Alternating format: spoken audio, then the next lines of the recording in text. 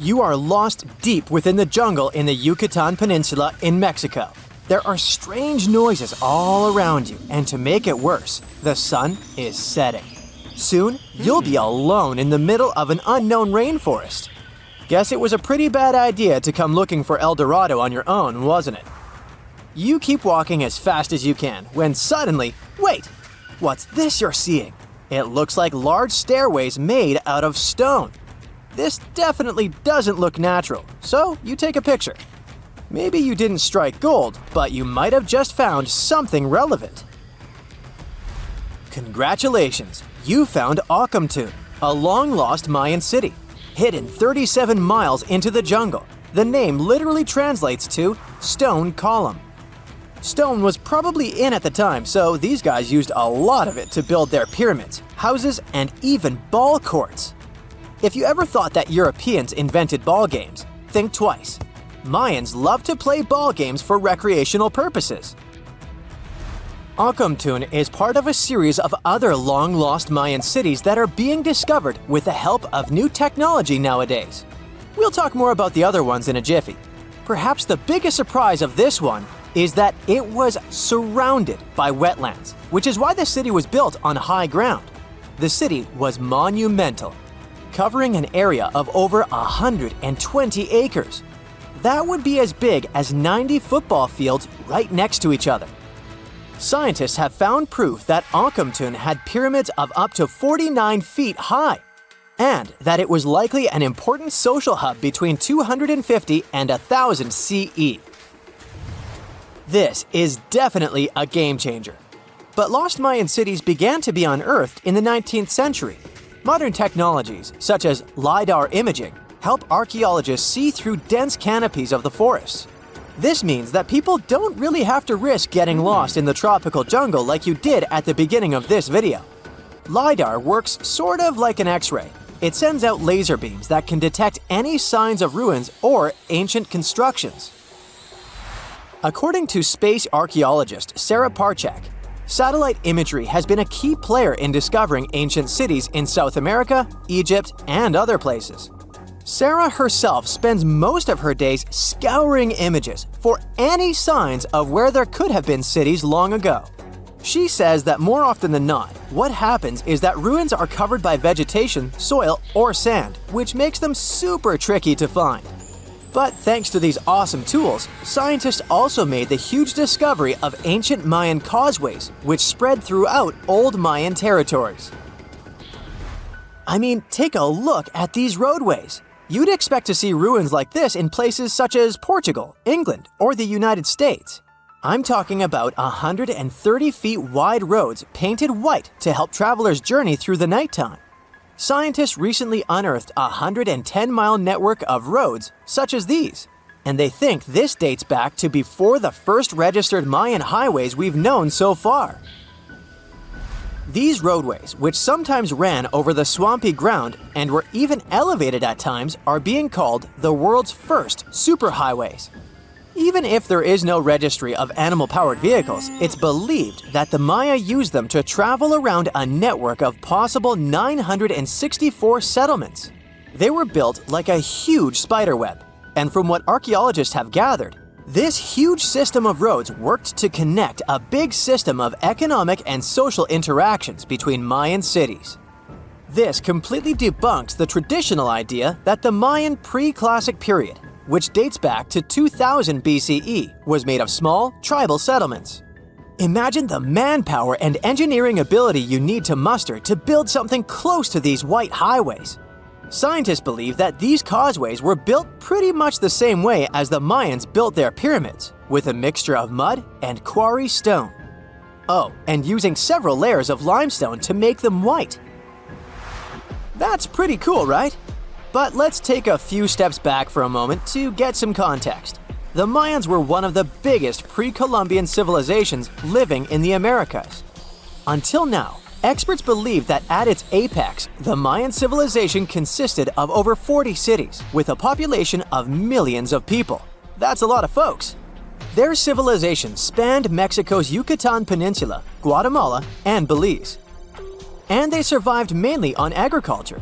The thing is, the Yucatan Peninsula was an extremely difficult place to grow crops. So the Mayans had to develop a complex irrigation system in most of their cities. They built a series of ceremonial buildings, pyramids, and plazas. The Mayans might have been keen pyramid builders, but they also developed an advanced astronomical system.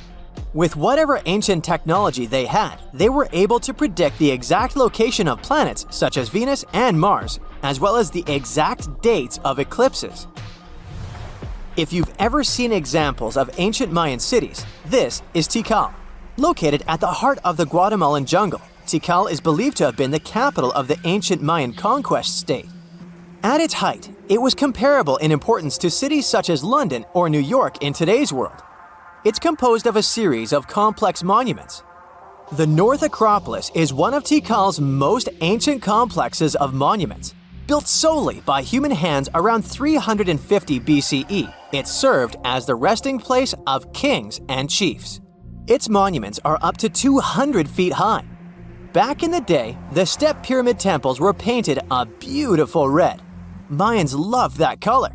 Today, of course, you'll only see the limestone. Then there's Chichen Itza. It's got one of the best preserved pyramids on Earth to date. Located in Mexico's Yucatan state, this Mayan city is well over 1,500 years old. At its peak, it was home to 35,000 people. The site covers 4 square miles of land. The highlight is El Castillo, a tremendous step-like temple standing 80 feet above ground. Its most peculiar feature is that it has 91 steps up each of its 4 sides, including the upper platform, which makes for 365 steps, the same number of days as the solar year. You can see that these folks were a pretty big deal, huh? That's why nobody can really understand what happened to them. There's a big lack of evidence on the decline of this almighty empire. What could have been the cause of their demise? Was it a drought? New research in 2017 did bring some new discoveries into the mix. Using data from a site at Ceibal, located at southwest of Tikal, scientists analyzed radiocarbon data from ceramics and archaeological excavations to extract new information about the unexpected demise of this great civilization. The information shows that instead of a sudden collapse, the Mayans most likely fell in waves of social instability and political crises. These events are believed to have deteriorated Mayan city centers and began causing the dispersion of the Mayan population. It's hard to pinpoint the exact causes, though. But hey, recent discoveries are shedding a big light on humanity's past. Not only about the Mayan Empire, but about other long-lost civilizations of South America. A major recent discovery in Brazil was done using satellite imaging technology and is also shocking scientists. Some images from near the Xingu River, also in the Amazon, suggest that cities of millions of people might have existed inside the jungle, way before our modern civilization ever existed. I mean, if this doesn't shock you, I don't know what will. Satellite imagery also detected a network of trenches dating back to 200 and 1200 CE in the Bolivian Amazon forest. These proofs suggest settlements that could have supported around 60,000 people right in the middle of the Amazon forest. When researchers from the University of Florida went on ground to check the satellite information, they were shocked to find several mounds that were accompanied by ditches and geoglyphs. Archaeologists also found remnants of carefully designed walls centered around plazas, much like the type of construction done by the ancient Mayans. Back in December 2012, a lot of people were freaking out over the idea that the world might end in some catastrophic event. And it was all thanks to the famous Maya calendar. This ancient way of tracking time had been the subject of endless speculation. But one of its biggest mysteries was definitely an 819-day count found in some versions of the calendar. No one could explain why it was there or how it worked, until recently, when a group of researchers from Cambridge might have finally cracked the code. First things first, how does the Maya calendar work? So the system the Maya civilization used to track days was based on something we now call the calendar round. Think of it like 3 interlocking gears. These are 3 cycles working together. The first is a 365-day solar year, known as Hab. The second is a cycle of 20 names. And the third is a cycle of 13 numbers, which forms a 260-day sacred calendar, called Solkeen. Just like we'd say something like December 25th, 2025, they named their days based on how these 3 cycles lined up. For example, here we have the day 3 Manik and the 14th of the month Hop. It takes 52 years for the 3 cycles to align in the same way again. After that, the days start repeating. But this is where things start to get more complicated and mysterious. On some Mayan monuments, we have also found enigmatic inscriptions pointing to the existence of another cycle, the 819-day count. There are about 20 examples of these inscriptions, mostly found in places like Palenque and Yaxchilan in Mexico. So it didn't seem random at all, and this calendar must have been hiding a big secret. Early research showed that the 819-day cycle was represented by one of 4 colors and the cardinal directions associated with them. Black was tied to the west, red to the east, white to the north, and yellow to the south.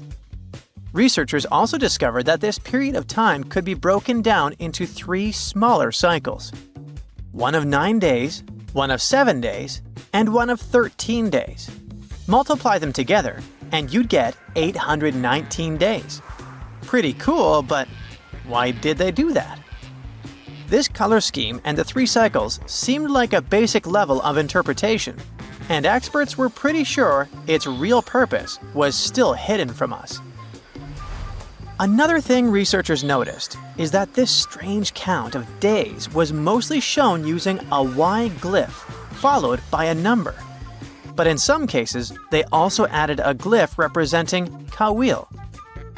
This was a powerful Maya deity, often associated with creation and lightning. He was usually symbolized by a torch coming out of his forehead, representing the spark of life. But in the 90s, a study suggested that when Kawil's inscription showed smoke and fire coming from his forehead, it could actually represent the planets Jupiter or Saturn, or maybe even both. Wait, that means that the 819 days count could be linked to both planets in some way.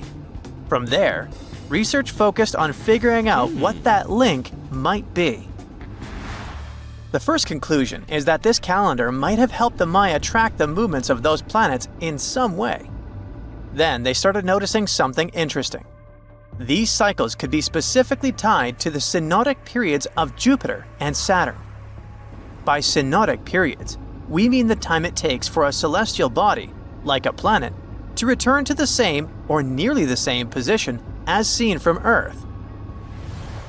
While this possibility was pretty exciting, something didn't quite add up.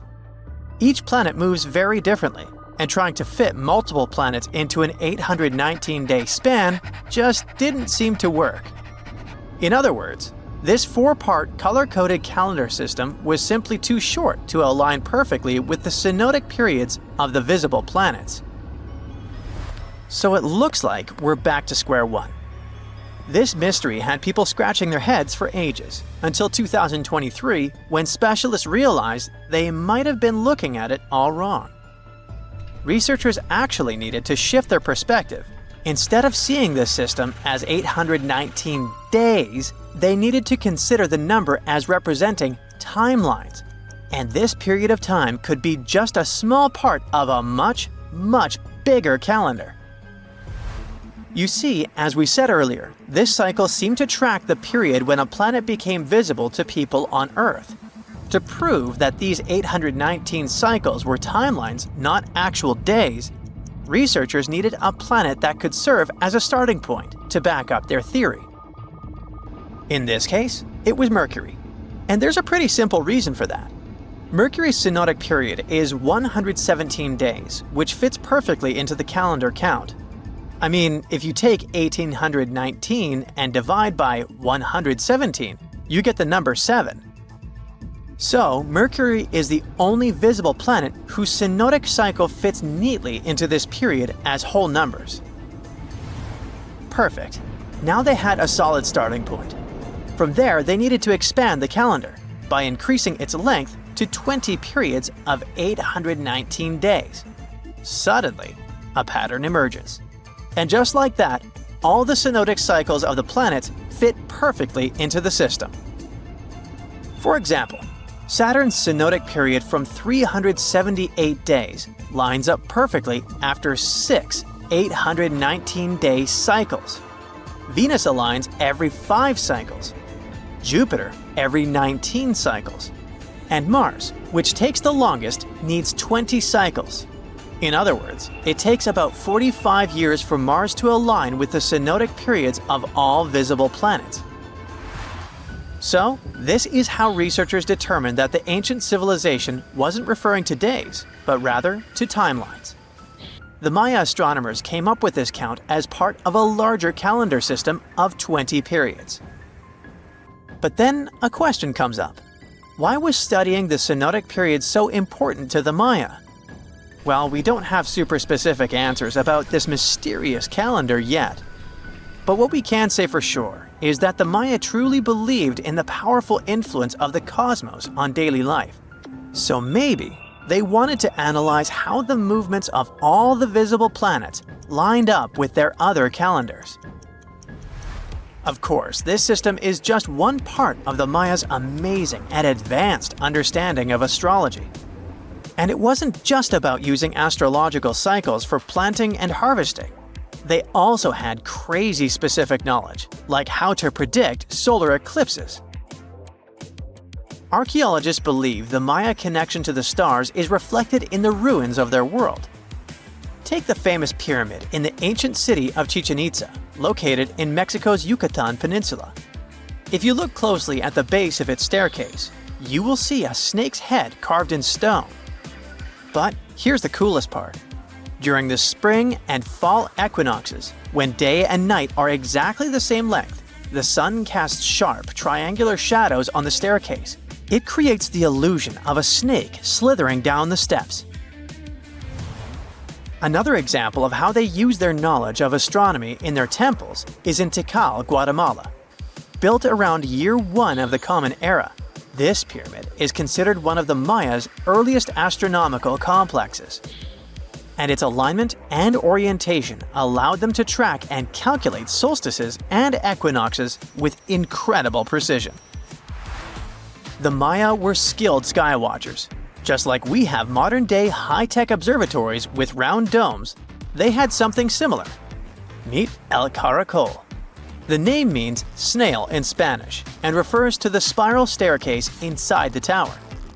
Built around 906 Common Era, it was the perfect place to observe all the changes in the sky and track the movements of the sun, moon, planets, and stars. Unlike us today, with our telescopes, satellites, and advanced tools, the Maya relied entirely on naked eye observation, and that makes their achievements even more incredible. Can you tell me what date it is today? Piece of cake. You just look at your smartphone and voila, you immediately know the day, month, and year. But was it always this easy to tell the date? Did the ancient people even have the concept of a year that lasts 365 days? Yes and no. Mayan calendars had cycles. That's close to what we call a year.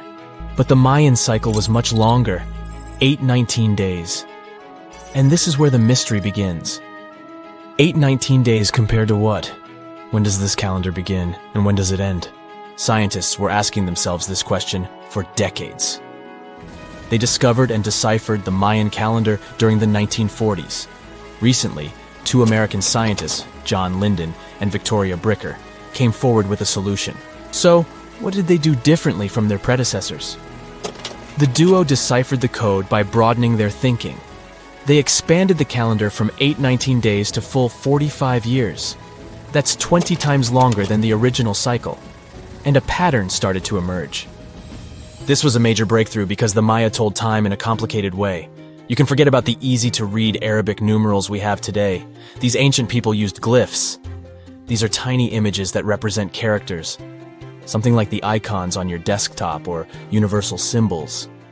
When you see a little dot with 3 curved lines above it, you know there is a Wi-Fi network available. The Mayan calendar used glyphs that represented animals or natural phenomena. For example, there were symbols for a jaguar and an eagle. Each glyph marked one day. Each cycle is repeated 4 times, 8 and 19 x 4. Let's call these 4 cycles blocks.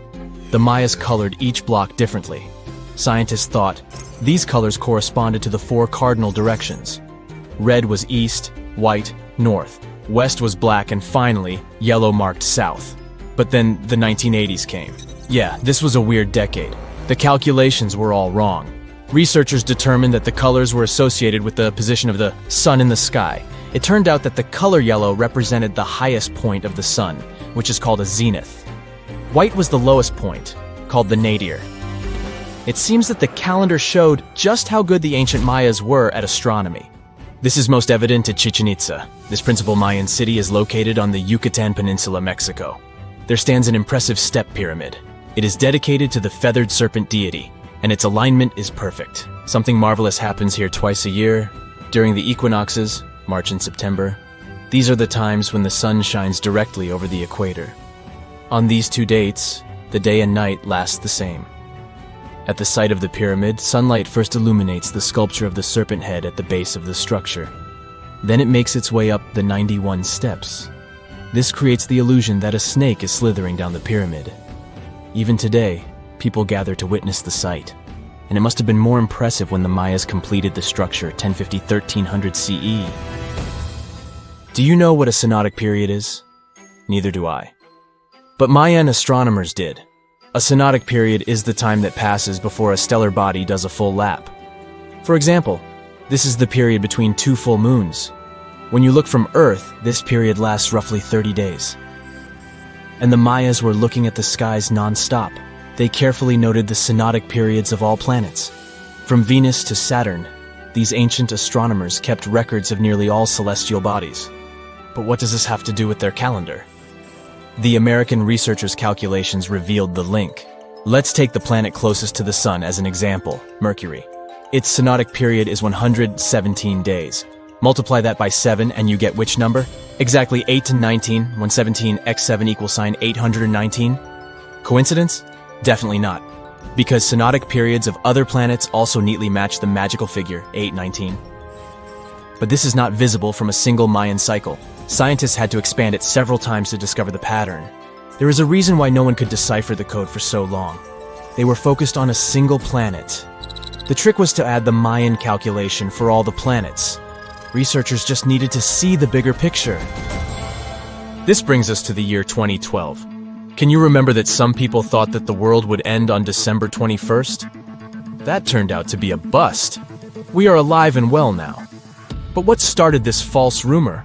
The Mayan calendar, of course.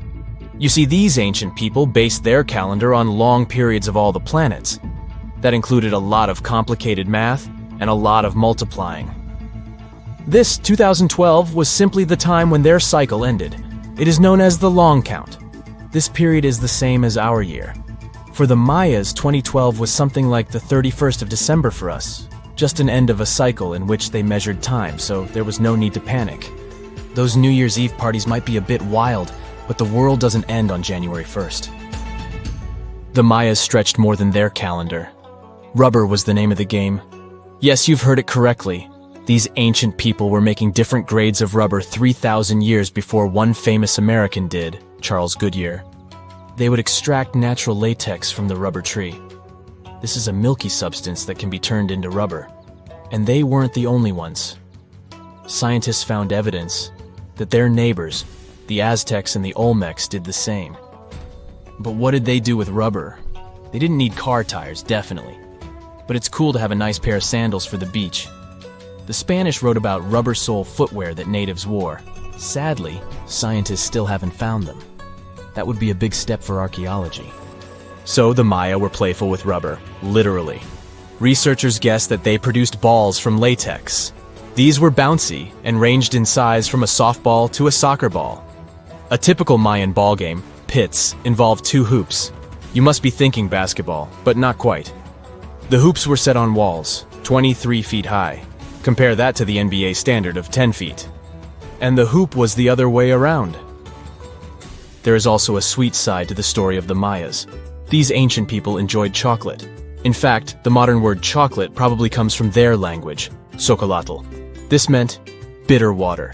Okay, you get the bitter part, but why water? The Mayas didn't produce chocolate in the form we know it today. They didn't make bars of chocolate, they drank it. Smashed cocoa beans made for excellent drinks. The Mayas perfected the mixture over time and even added spices. Anyone up for a fiery chocolate drink with stew peppers and cornmeal?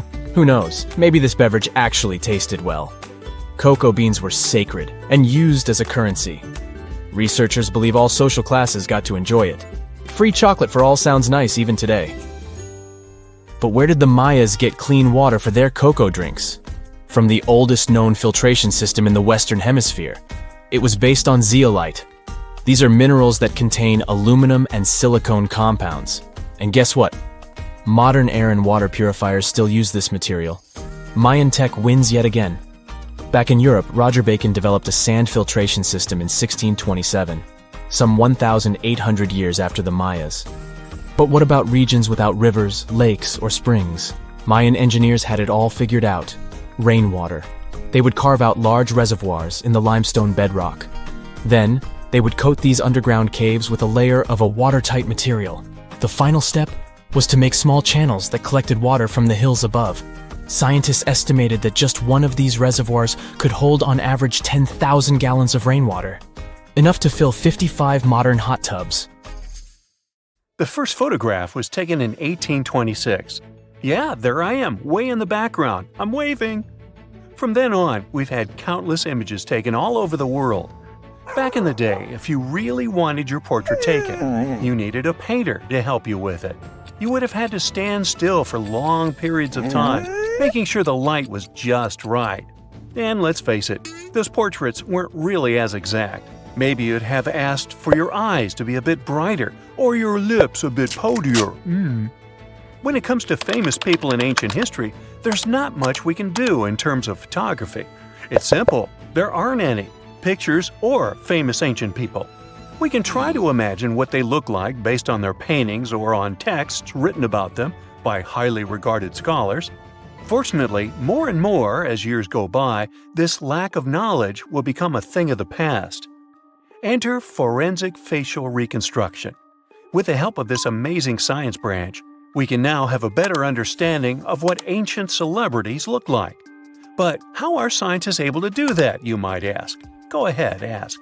Turns out that a person's skull can tell a lot about their appearance. Everything from the brow bone to the distance between the eye sockets can showcase a realistic profile. Even the nasal chamber or the shape of one's chin can influence how your face will end up looking like. It's like the skull is a blueprint for the face. Using these bones, artists and forensic anthropologists can work together to reconstruct your appearance through the magic of forensic facial reconstruction. It's like real-life detective work, but with more clay and less drama. Now, I guess you're thinking, how correct can these reconstructions really be? Well, the finished product may not reflect all the details, sure. You can't tell a person's eye color or skin tone just by studying the skull. Facial hair is equally hard to tell, and if you have plump cheeks that make you look so cute, your skull will never tell the secret. But even with those limitations, facial reconstruction can still show us what someone in history may have looked like. The process itself is pretty cool. A trained sculptor works with a forensic anthropologist to figure out the skeletal features and build up the facial traits using clay. Anthropologists have to consider things like age, gender, ancestry, and any injuries or tooth loss. Scientists can also do such tasks digitally these days with the help of computers and design software. With all these amazing scientific advancements in mind, did you hear the latest news about King Tut's family tree? Well, Apparently, his possible father, an ancient Egyptian pharaoh, just got a new face makeover. And let me tell you, he's looking regal and serene due to some digital reconstruction magic. But even though this is the most correct representation of him so far, we still don't know for sure who he really is. This fellow was found in 1907 in the Valley of the Kings, just a few feet away from King Tut's tomb. Scientists have been studying him for over a century and think he might be Akhenaten, King Tut's daddy, and a very important Egyptian ruler for that matter. Still, some experts remain skeptical and say we need more evidence to confirm his true identity. The reconstruction of this ancient pharaoh's face was a months-long project by a group of brilliant scientists in Sicily. They even brought in a 3D forensic artist from Brazil to help out. The new model is different from earlier ones because they wanted to focus on his facial features and not get distracted by his hair, jewelry, or other bling. On the same note, make way for this latest fashion icon. No, it's not some famous model. It's a hunter-gatherer woman who lived in Sweden 7,000 years ago. And boy, is she fierce-looking in her new reconstruction. She's rocking a feather cape, a slate necklace, and a belt made from 130 animal teeth. Talk about being fashion-forward or backward. Plus, her dark skin is painted with white patterns, making her look like a true work of art. But don't be fooled by her stunning appearance. This woman was more than just a pretty face. She was buried upright in a location dating back to 5500 BCE to 4600 BCE, and her rich jewelry tells us that she was important in her local community. Thanks to the work of an archaeologist and sculptor, we can now see what this ancient woman looked like. They used a CT scan of her skull to piece together her face muscle by muscle, creating a unique expression. It's like making eye contact with the past. While we may never know for sure what her role was in her community, her intricate surroundings suggest that she held a special place for her people. Now, Otzi, the 5,300-year-old mummy from the Alps, also got a new makeover thanks to this amazing technology. He didn't go to a plastic surgeon if that's what you're thinking. Two Dutch brothers used their skills in forensic science and artistry to recreate his face for a new exhibit in Italy. Otzi was found in 1991 by hikers who stumbled across his mummified and frozen remains in the mountains near the Italian-Austrian border. He's been around longer than Stonehenge or the pyramids of Giza. And now, thanks to the two skillful brothers, we finally know what he looked like. They used 3D images of his skull to recreate his face. A photographer also documented the whole process for half a year. Earlier research shows he passed away from a wound caused by an arrow. He was left in a protected area high up in a cold glacier region, so his body was preserved in the snow. He is now safely kept in a refrigerated cell at the museum, which mimics the wet, cold glacial conditions that kept him preserved. They even have a unique cooling system that makes it possible for the mummy to be displayed. Otzi's last birthday was his 46th, which was a pretty ripe old age for his time. He was about 5 feet 3 inches tall and weighed around 110 pounds, so he was on the smaller side. But hey, size doesn't matter when you've been around for over 5,000 years. King Henry VII got a digital makeover as well, and boy does he look good. A graphic artist used a mask of Henry VII's dating from 1509 to create an impressive and realistic reconstruction.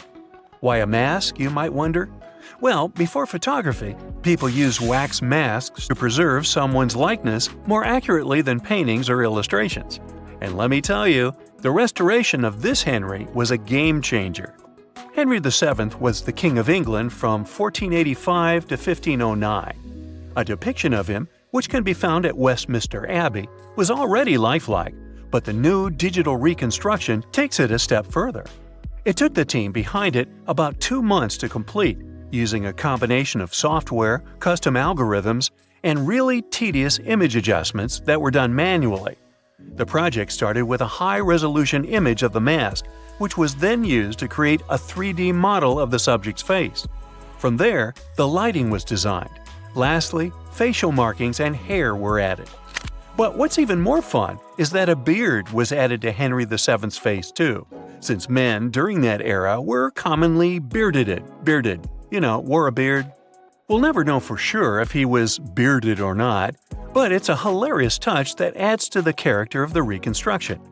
The same team has also created facial reconstructions of other historical figures, like Mary Queen of Scots or Oliver Cromwell.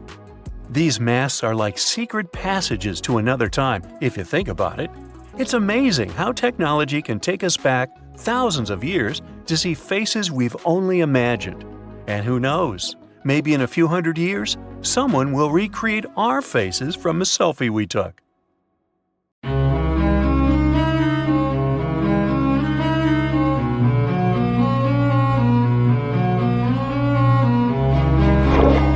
Question for you. Do you think Atlantis could be real? It remains as one of history's greatest mysteries. The legend began with Plato, all the way back in ancient Greece. The tale of a civilization that formed and prospered before our own. Atlantis was supposedly a highly technological society, much like the Mayans. But, as the legend says, due to the people's greed, they were punished by a flood that destroyed and submerged their cities. Different theories try to guess Atlantis' location. Some say it was in the Mediterranean Sea. Some say it's beneath the Bermuda Triangle. But, as science has shown us, Atlantis may be only an allegory for humankind. Today, you'll discover several amazing underwater cities that you have never heard of. They existed indeed and are not just a myth. We're taking you on an excursion to the underwater city of Baia, which is on the coast of Italy. Known as the Las Vegas of the Roman Empire, Baia was a resort city. The Roman elite traveled there for recreation. Imagine an open-air spa. That was Baia. You can visit the submerged town by scuba diving and get close to that perfectly preserved, magnificent Roman sculpture, a true underwater wonder. You can spot the crumbled temples and buildings through glass-bottom boats. This is a moss-covered museum in Claudio's Nymphaeum. To your left, you can see a collection of classical Greek statues. Swimming down the Via Herculeana, you'll arrive at Villa Aprotio. Villas are Italian-style houses, and here you can admire their original marble floors.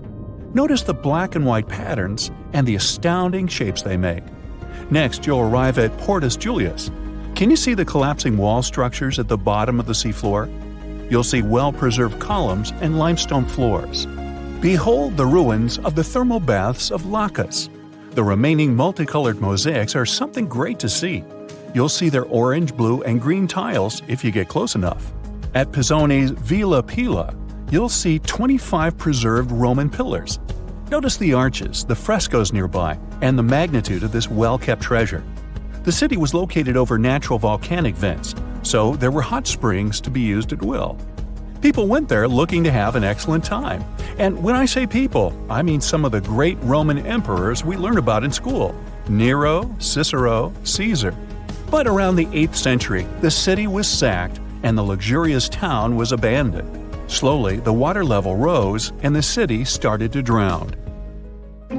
You are on a summer vacation off the coast of Greece, 4 hours outside of Athens, in the Peloponnese Peninsula on Pavlo-Petri. You dust off your snorkel and head for a free dive on a bright sunny day. Sometime into the dive, you start noticing patterns on the seabed. 13 feet below the surface, the outline of familiar objects starts to appear, one by one. As you continue swimming, what looks like the outline of an entire city emerges before your eyes. You wonder, how could water have taken the whole city? Rocks are perfectly aligned into what appears to be the foundation of a building. Nicholas Fleming, a British oceanographer on vacation in Greece, was the person that discovered Pavlo-Petri. He was documenting the seafloor artifacts. The team found the site filled with pots, storage vessels, and tools. A quern stone, for instance, is a tool used for grinding grains and turning them into flour. Multiple amphoras, which were found then, indicate that this settlement dated back to the Bronze Age, 5,500 years ago, when people started living in towns. The settlement is believed to have lasted for over 2,400 years. Pavlo-Petri is considered today the oldest submerged town yet found, and it's impressive that it wasn't a simple village. It was a vibrant port city with stone-built buildings, a marketplace, streets, and even squares.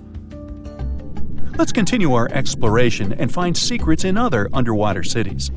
You are diving off the coast of the Ryukyu Islands. Pacific waters are far from smooth. There's a strong current pulling you into the deep sea.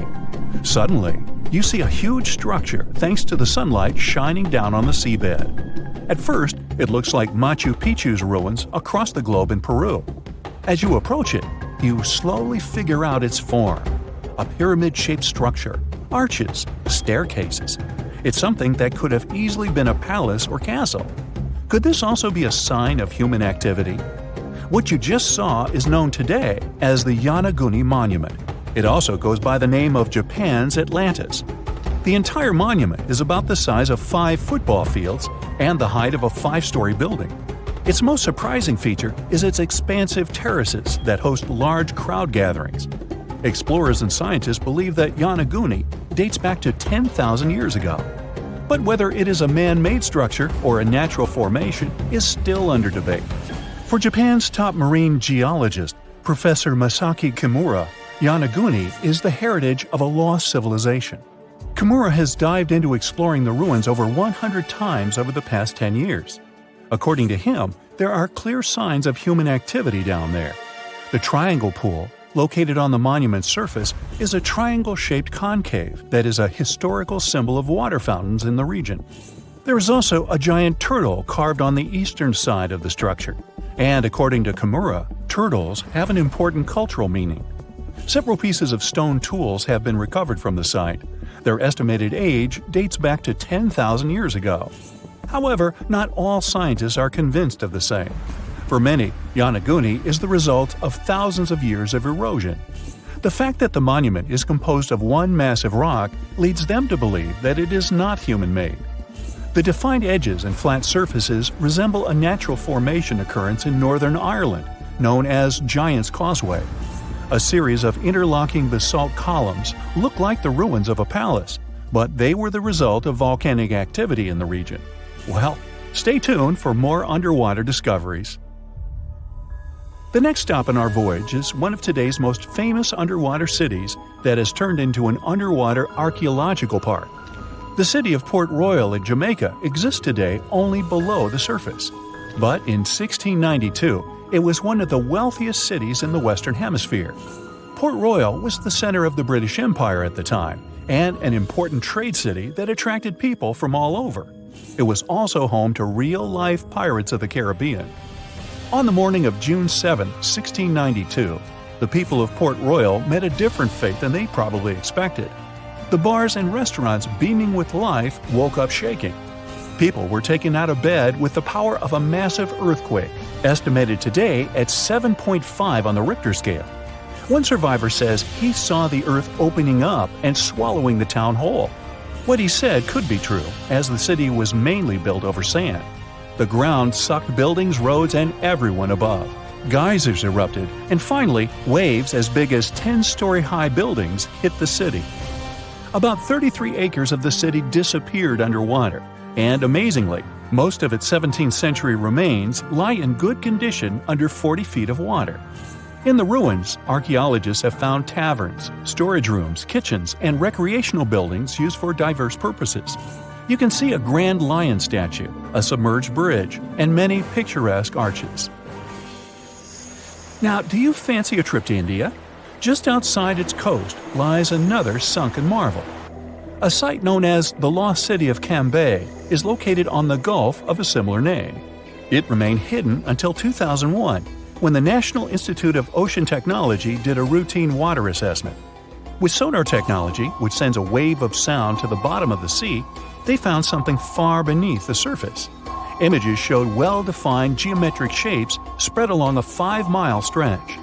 The remains found dated to more than 9,500 years ago, meaning that this civilization was lost at around the end of the Ice Age. Debris recovered from the site included construction material, pottery, beads, sculptures, and even bones. Scientists argue whether these artifacts are indeed from the site, but if they truly are, then the lost city of Cambay would be the oldest civilization in the world. scientists discovered something Atlantis-like near Australia. There used to be an entire continent that's now underwater. Here's what happened to it. Around 70,000 years ago, during the last ice age, there was a huge landmass called Sahul. It was located in the southwestern Pacific Ocean. This ancient supercontinent connected what we now know as Australia, New Guinea, Tasmania, and the Aru Islands into one giant piece of land. Imagine lush tropical rainforests surrounded by beautiful mountains. Sahul's tallest mountains were in the New Guinea highlands, with peaks reaching over 13,000 feet. This beautiful place was home to a variety of unique animals, most of which were pouched creatures. But back then, they weren't just koalas and kangaroos. Sahul was filled with different types of grazers, burrowers, scavengers, and predators. It was home to a huge diprotodon, a powerful hunter Thiosolio, and a horrifying megalania, a creature that's much larger than any living lizard today. It was a unique place because the rest of the world was filled with placental animals at the time, like wolves, elephants, and humans. In Sahul, the only normal mammals were bats and rodents. But not all its parts were the same. The Timor, Arafura, and Carpentaria regions were covered by hot savanna and dry forests. It looked kinda like modern Australia, hot air deserts with scrubland, steppe, and temperate forests along the eastern coast. Back then, people were migrating all across the world. They made an incredible journey from Southeast Asia to Sahul and first arrived here from 60 to 45,000 years ago. They mostly traveled by foot and crossed the sea using bamboo rafts and simple boats. They came there from an ancient landmass called Sunda, which includes parts of Southeast Asia. They traveled across a series of islands known as Wallachia and eventually spread across Sahul. And it wasn't a small journey. Sahul was huge, around 4.1 million square miles. That's bigger than the USA or Canada. It stretched from the equator to around the southern part of New Zealand. So they arrived in what is now Australia and became Australia's first people. Scientists think that Sahul had a population of 500,000. We've discovered cave paintings that date back around 40,000 years. It's a hunting scene depicting an anoa, or miniature buffalo, facing figures of humans and animals. Researchers are trying to figure out how these early settlers moved across Sahul and where we might find archaeological evidence of their journey. To do this, they created a landscape evolution model. The simulation showed how Sahul changed between 75,000 and 35,000 years ago. It showed potential migration routes and archaeological sites. Humans likely traveled along coastlines and rivers. But how did Sahul get submerged off the coast of Australia, similar to the mythical Atlantis? During the last ice age, much of the Earth's water was locked up in large ice sheets and glaciers. The sea levels were much lower than they are today. After that, the global temperatures increased. The ice sheets melted and the sea levels rose, flooding the land bridges that once connected different parts of Sahul together. About 8,000 years ago, New Guinea separated from mainland Australia, and then, about 6,000 years ago, Tasmania did the same. We still can explore the underwater parts of Sahul thanks to new technology. Divers explore and collect samples directly from the ocean floor. Underwater drones can go to places that are too deep or dangerous for humans to explore. And with sonar mapping, scientists use sound waves to create maps of the ocean floor. It's like using an echo to see what's underwater. The sound waves bounce off the seabed and come back, helping us create a picture of what it looks like.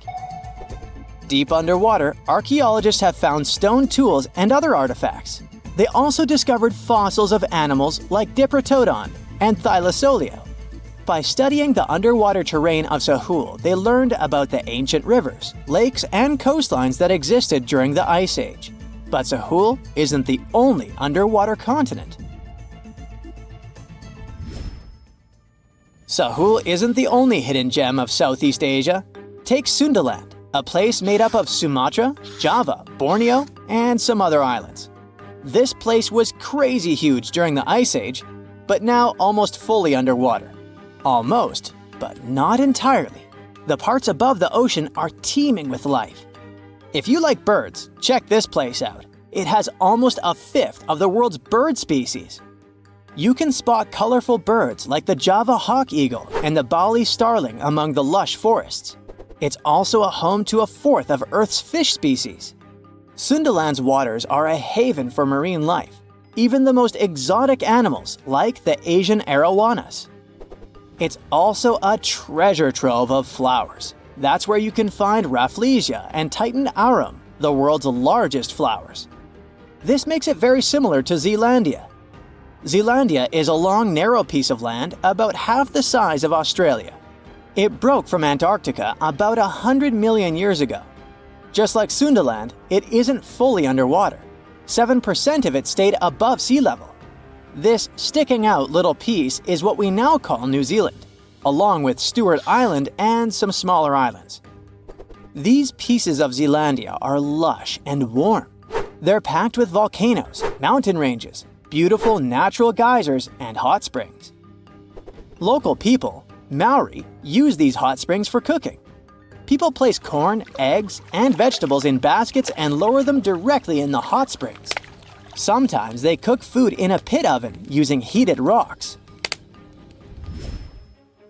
Another hidden world is known as Argoland. This mysterious landmass was once part of Australia, back when dinosaurs chilled around. It drove scientists crazy for decades. They knew it existed because it left a huge stretch on the ancient seafloor, the Argo Abyssal Plain. About 155 million years ago, it broke off from Australia, saying bye-bye.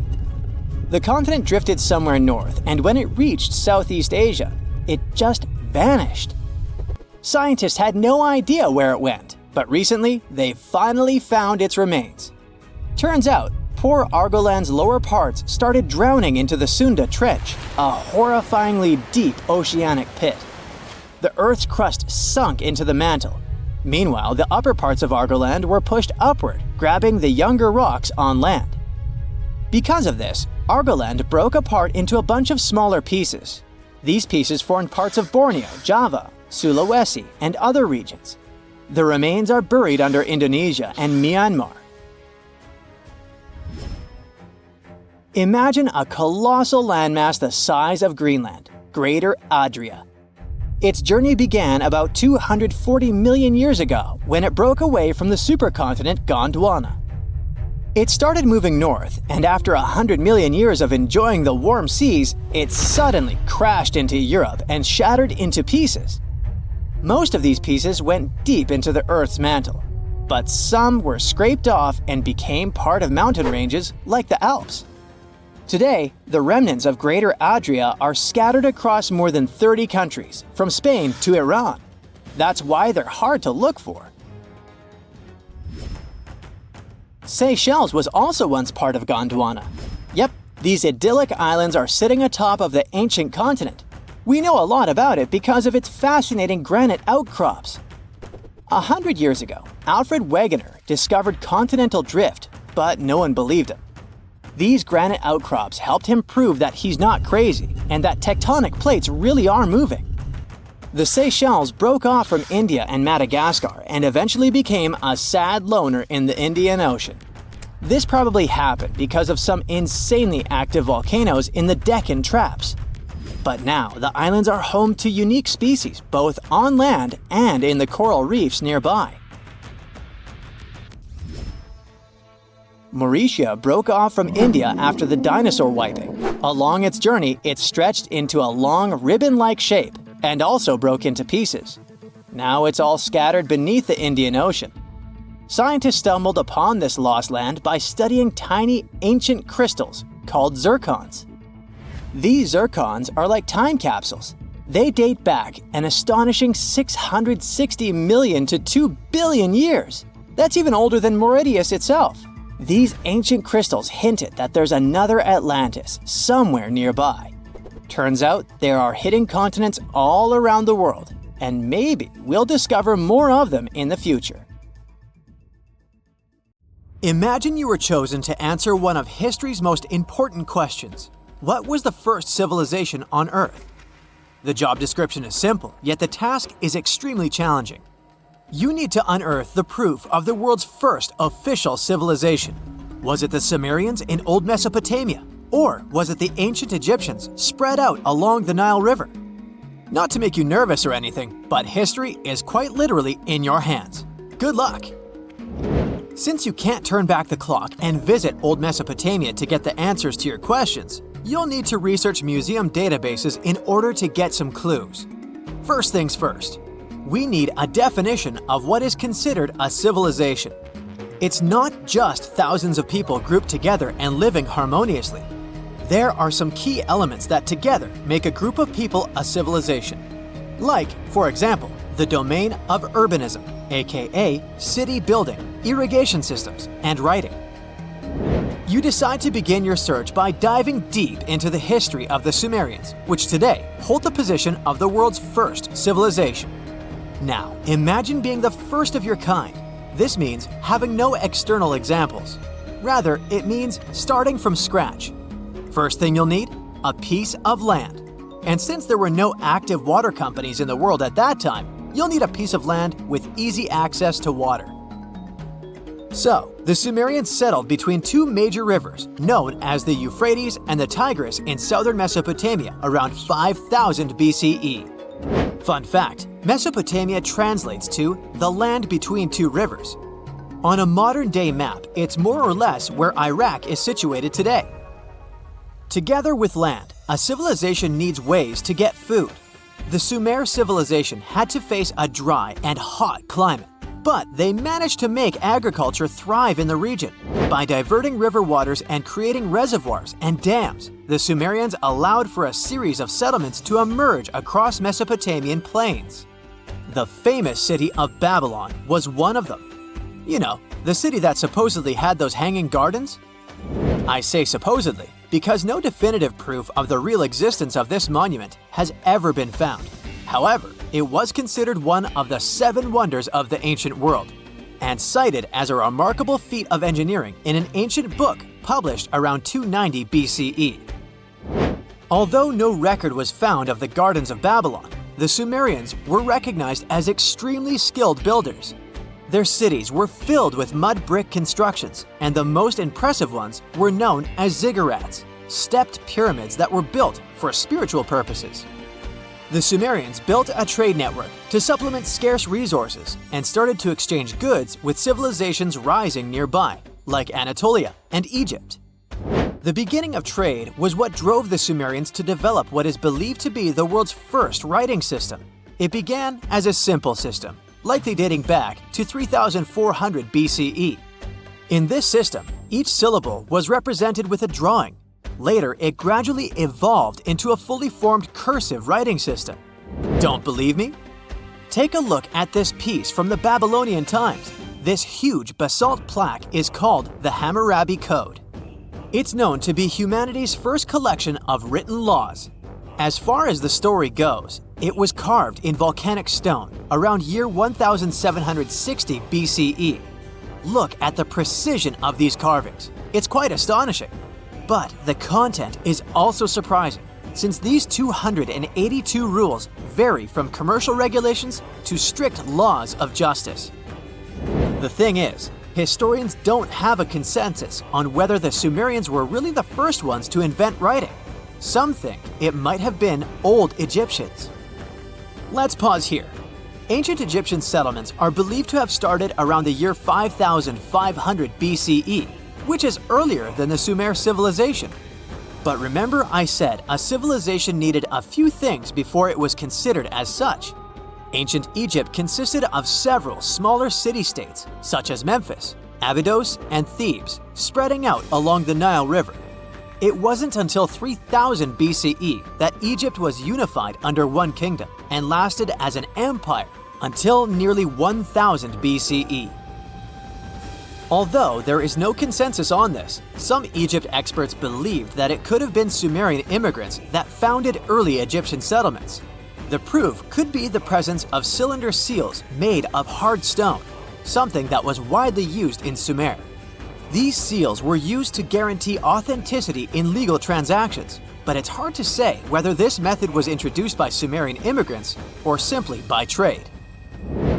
Since the time period is not one of the criteria we can use to determine who came first, we'll have to turn to something else. But what? Like the Sumerians, the Egyptians were also highly skilled builders.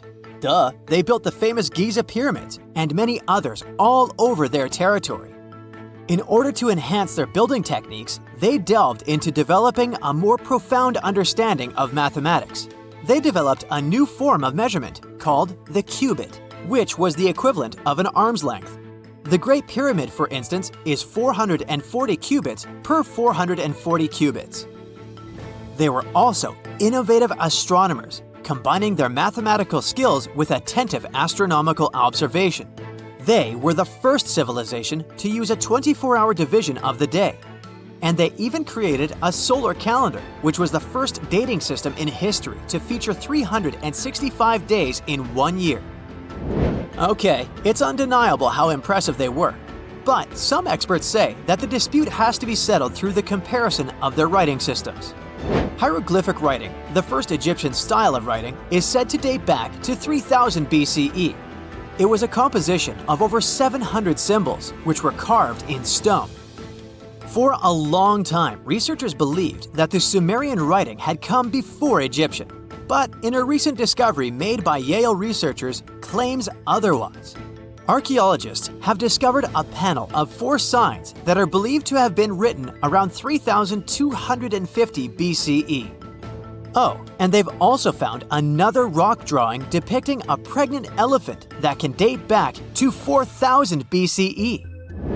Now, there's also a third possibility that fewer people seem to mention: the Indus Valley Civilization, also known as Ancient India, located around the area of modern-day Pakistan and India. The Indus Valley Civilization is also a contender for the oldest civilization, due to the uncertain historical origins of the Hindu collection of texts known as the Upanishads.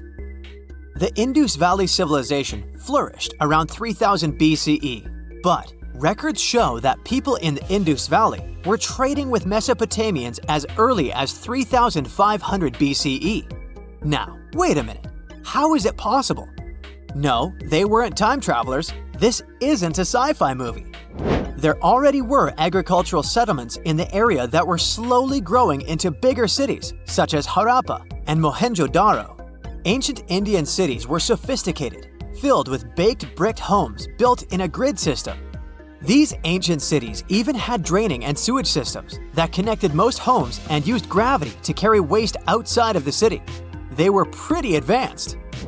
They were also an extremely religious civilization, and Hindu beliefs were at the center of their practices. Despite that, their cities weren't filled with spiritual buildings. Actually, Mohenjo-Daro's most important building was a public bath. Interesting, huh? Now, why can't we know if they were the oldest civilization on Earth? Even if some historians suspect that the origins of the Indus Valley people can be traced back to 5000 BCE, there is no concrete evidence of this, only speculation. The best proof we have is the Upanishads. The Upanishads are texts filled with philosophy, mantras, and ceremonies. The thing is, part of Hindu practices included memorizing and passing down the wisdom of the Upanishads in oral form. So it took a while before it appeared as a written script. Well, I'd say historians aren't really sure what was the world's first civilization. We can only guess at this point, but who knows what new discoveries might reveal. Imagine you've booked a tour through the jungles of Costa Rica. All of a sudden, you stumble upon a huge stone sphere, nearly the length of a king-sized bed in diameter. How on earth did it end up there? And what does it symbolize? You immediately ask your guide. He's not as amazed as you are, and tells you that there are actually several hundreds of them scattered across the south of the country. The mysterious stone spheres don't have an official name. The locals simply call them las bolas, which means balls in Spanish, while historians refer to them as dequis spheres, after the culture that produced them. Scientists have studied the sediment layers of the earth around them and estimate that the earliest were made around the year 600 CE, and the newest ones date to the year 1000 CE. Many of the spheres were relocated after their initial discovery, and that's why archaeologists can't date them precisely. The Diques culture completely disappeared shortly after they were discovered by the Spanish in the 16th century. Unlike the Mayas and the Aztecs, the myths or legends of these peoples didn't survive, so they cannot explain the existence of the mysterious orbs. More than 300 of these objects have been discovered so far, with some being smaller than 1 inch in diameter, and the largest measures 6.6 feet in diameter, standing taller than most humans.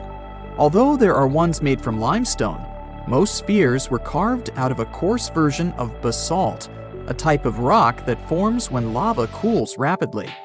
Some orbs weigh up to 15 tons, and in most cases, their surface is smooth to the touch, although there are coarse, mostly unfinished pieces. If we throw away the theory that river erosion naturally sculpted the spheres, the ancient people seem to have created them by hammering boulders with other rocks. Once they got the rough shape they were aiming for, they would polish the rock to perfection, using techniques such as controlled fracture and grinding. The mysterious spheres are located in the Diques Delta, on the coast of the Pacific Ocean. Most of them can be found in a place called Farm 6, which, alongside 3 other sites, was proclaimed a UNESCO World Heritage Site in 2014. The area contains other finds from the pre-Columbian era, such as paved areas, burial sites, and mounds. For centuries, the stone balls were hidden under a thick layer of sediment that protected them against the elements and looters until they were unearthed during the 1930s. The company that owned the land was clearing the rainforest for banana plantations when they stumbled upon these unusual stone constructions. Some were damaged by bulldozers, and some by workers trying to pry them open, as they believed there was gold hidden inside. It took a while before the authorities intervened to stop further damage to the finds. Doris Stone, the daughter of an executive of the company that owned the land, was the first to study the spheres. In 1943, she published an article in a leading American archaeological journal, turning the world's attention to the orbs. Expeditions soon followed, and archaeologists were immediately able to determine that the stone formations were human-made, probably created by the ancient indigenous population of Costa Rica. To this day, no one has been able to fully explain their function in a scientific way. It means there's still room for some wild theories about the sphere's origins and true purpose. The most popular theory in the scientific community is that the stone spheres served as decorations and status symbols, as many of them were found near the houses of chieftains. Local tribal leaders were also laid to rest with some of the smaller balls, so these stone formations were definitely associated with power in some way. Chiseling a boulder to perfection involved a lot of labor and planning, and only powerful individuals could afford it at the time. The other popular theory is that the boulders were used for astronomical observations. Individual spheres represented stars or planets, like a primitive map of the night sky. Since they were perfectly round, it was easy to roll them around. Before the jungle engulfed them, the area where they were found was a flat alluvial plain, ideal for rolling large boulders around. Another version of this theory suggests that the stones were used as boundary markers, much like modern border stones, which are also mostly made from stone. Finally, legends from other tribes that lived in the area tell of how the spheres were cannonballs that the deity of thunder used to drive away the deity of winds and hurricanes. We still don't know the original purpose of the Costa Rican spheres, but they remain an important part of the country's national identity. The National Museum in the Costa Rican capital, San Jose, has 6 of them in its courtyard. Many other spheres have become prized garden decorations for wealthy Costa Ricans. There's even one at Harvard University. More than a millennium after they were created, the mysterious stone spheres of Costa Rica are still associated with power and wealth. In terms of numbers, the stone orbs are not perfectly round. They are rated as nearly perfect, at 96% spherical in shape. And while even that is pretty impressive, the spheres of Costa Rica are not the only ones of their kind. Nearly a decade ago, workers came across mysterious giant stone spheres deep underground in a coal mine in northern Asia. The surface of the spheres, which measured a little over the length of a human footstep in diameter, was unusually smooth, and people tried to explain it somehow. Some were certain they were out of this world, and others suggested the spheres were actually petrified dinosaur eggs. Scientists quickly put an end to further discussion, as it turned out that the mysterious spheres were concretions. Those are rock formations that take millions of years to form deep underground. Think of a pebble that picks up snow as it rolls down a hill. That's how concretions are made. Groundwater, rich in sediment and minerals, flows around the sediment, slowly shaping it into a perfect orb. The process is quite common in nature, but most concretions are fairly small. The spheres found in the coal mine grew to their size in the mineral-rich ground, and they were big enough to get the press and the general public interested. Another possible case of concretions is the massive stone spheres found in the Visoko Valley in Bosnia.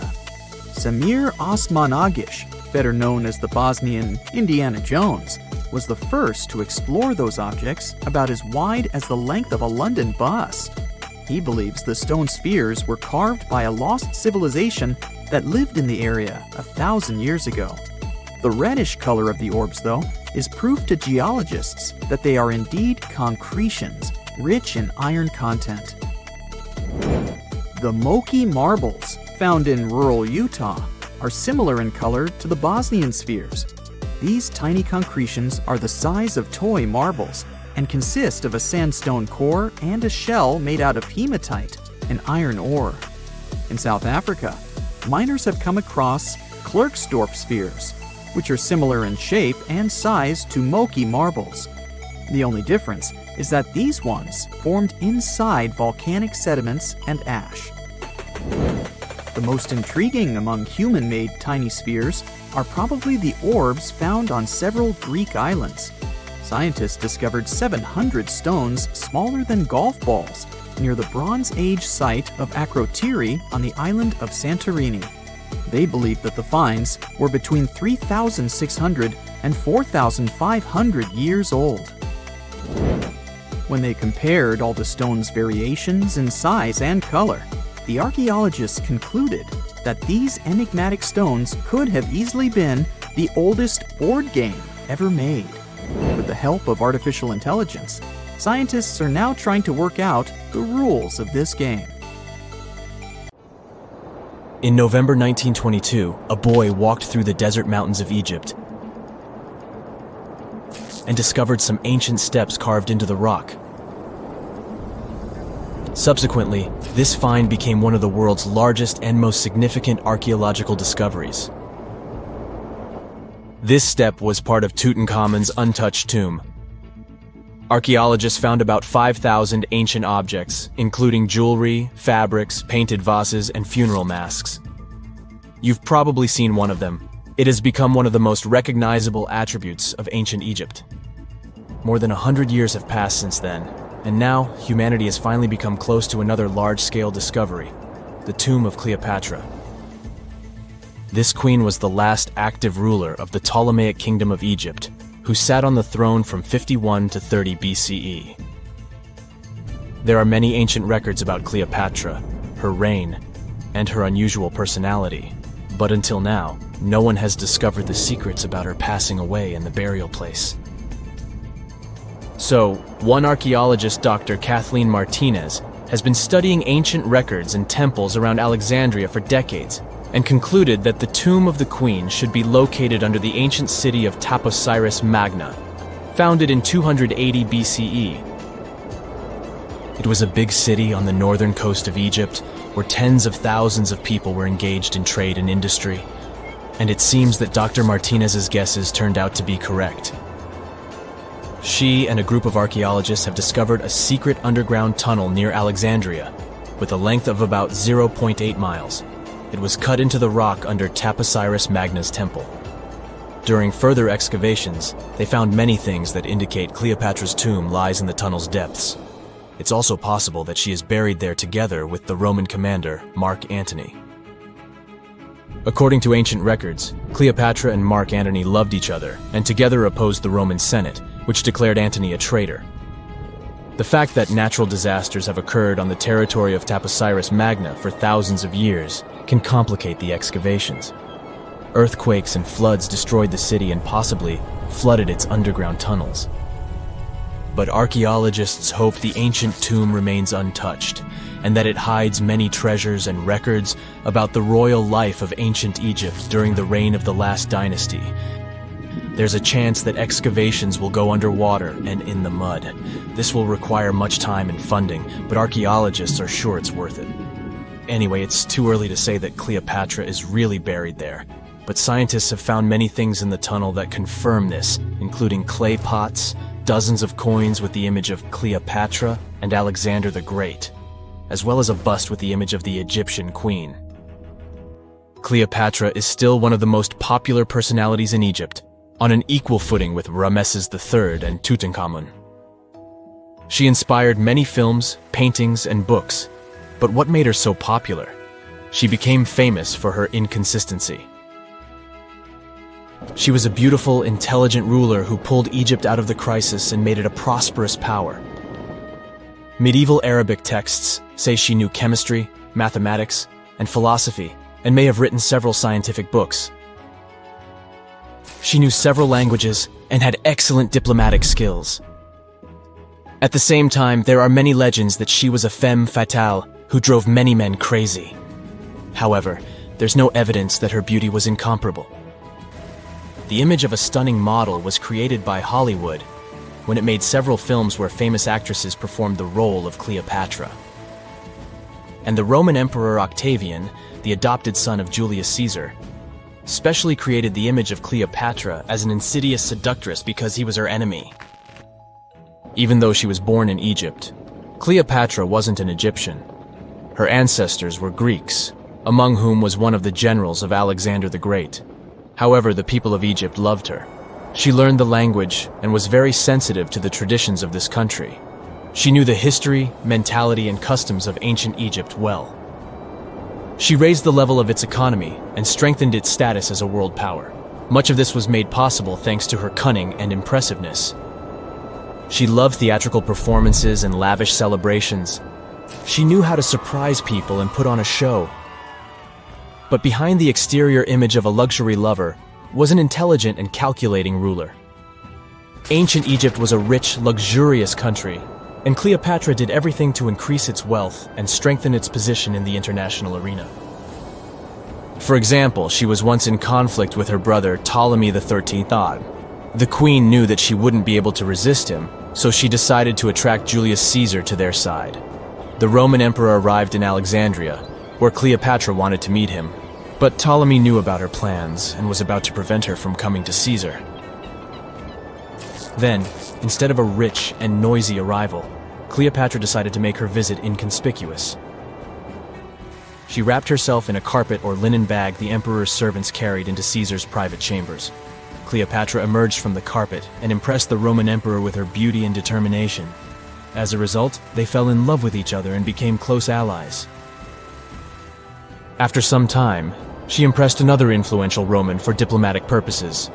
She arrived to meet Mark Antony on a golden barge with purple sails and silver oars. Cleopatra was dressed in the image of Aphrodite and sat under a magnificent canopy. Her servants dressed like cupids and were blowing her fan and burning incense. But Cleopatra created such a show for a reason. She knew that Antony revered Greek mythology and considered himself the embodiment of Dionysus. As a result, he was so impressed with this woman that he ended up marrying her. Cleopatra defended her crown, strengthened her alliance with Rome, and bore Antony 3 children. In Egypt, they threw big parties and enjoyed wealth with power. However, the relationship of a high-ranking official with the Egyptian queen caused a scandal in Rome. Octavian was Antony's primary opponent in the struggle for power, so he exploited the situation to darken the competitor's reputation. He used propaganda to make Cleopatra an insidious seductress in the eyes of Roman citizens. He accused Antony of succumbing to her charms. The Roman Senate supported Octavian and declared Cleopatra an enemy. In 33 BCE, this conflict reached a high point when Antony's navy clashed with Octavian's fleet. The latter won and forced his enemy to flee to Egypt with Cleopatra. According to some records, they took refuge near Alexandria. Pursued by the Romans, they hid in one of Cleopatra's palaces and met their end. Some legends say that Cleopatra was an expert in poisons. She provoked a venomous snake, a viper or an Egyptian cobra, to bite her. Also, according to another legend, she pricked herself with a poisonous needle. There's a theory that Cleopatra always carried an ampule with poison inside her hairbrush. And when she was cornered, she soaked the needle with this poison and pricked herself. None of this can be said for sure. Scientists are still trying to find out the truth. Perhaps when they reach Cleopatra's tomb, the world will get more answers about her tragic fate. She is considered the last ruler of Egypt. After her passing, Octavian plundered her palaces and temples and returned to Rome, where he became the main emperor. He successfully ruled the country and expanded its borders. His reign ended when he turned 75. World history would have looked different if Cleopatra and Mark Antony hadn't lost that naval battle. By the way, did you know that more time has passed between Cleopatra's reign and Neil Armstrong's flight to the moon than between the reign of the Egyptian queen and the construction of the Great Pyramid of Giza? Armstrong took a step on the Earth satellite in 1969, 38 years after the birth of Cleopatra. And the construction of the pyramid took place in 2560 BCE. Imagine how long the history of ancient Egypt is. Cleopatra is closer to us in time than to the pyramids. Imagine you could spend an entire week scanning ancient ruins and taking photographs of the world's most surreal archaeological sites. Would you be up for it? So, let's do some digging. The first stop on your busy itinerary is Southeast Asia. It's home to some pretty cool ruins. You start in Bagan, located in the hinterlands of Myanmar. There are many ways to visit the site, and you're glad you've booked 2 different experiences. The first one is a hot air balloon trip at sunrise. Right before dawn, you board the balloon, and as soon as the sun starts to appear on the horizon, you begin your flight over the marvelous area. As the sun rises, it glistens on more than 2,000 conic-shaped golden structures. The hot air balloon ride is quick, but it gives you unparalleled views of all the 40 miles over which the site sprawls. Back on land, you rent a bicycle and roam the village of ruins. Some of them are open and allow you to peep inside. These magnificent ruins were built between the 11th and 13th century CE and were mainly places of worship. There were originally over 10,000 buildings, but they were gradually deteriorating over time due to earthquakes. Thankfully, the site became a UNESCO World Heritage Site back in 2015 and has since been preserved. Up next, you catch a flight to Cambodia. You take some time to visit Angkor, the world-famous archaeological site nestled deep within the jungle. Good thing you've brought bug spray with you. The city of Angkor was once the capital of the Khmer Empire from the 9th to 15th century. FYI, the word Angkor means capital city in the Khmer language. The city was founded by King Yasovarman I, and it became one of the largest cities in the pre-industrial world. Researchers say nearly 1 million people live there. Until today, Angkor is admired for its stunning architecture. The Khmer style is recognized in the use of huge blocks of sandstone. The towers are believed to have been once decorated with gold. But today, the site is a maze of vine-covered temples. The city was abandoned in 1431 and wasn't rediscovered until the 1840s. Oh, and just so you know, this is also a UNESCO Heritage Site. It became one in 1992, in case you want to brag to your friends about your culturally rich adventures in the future. Now, your trip continues in Egypt.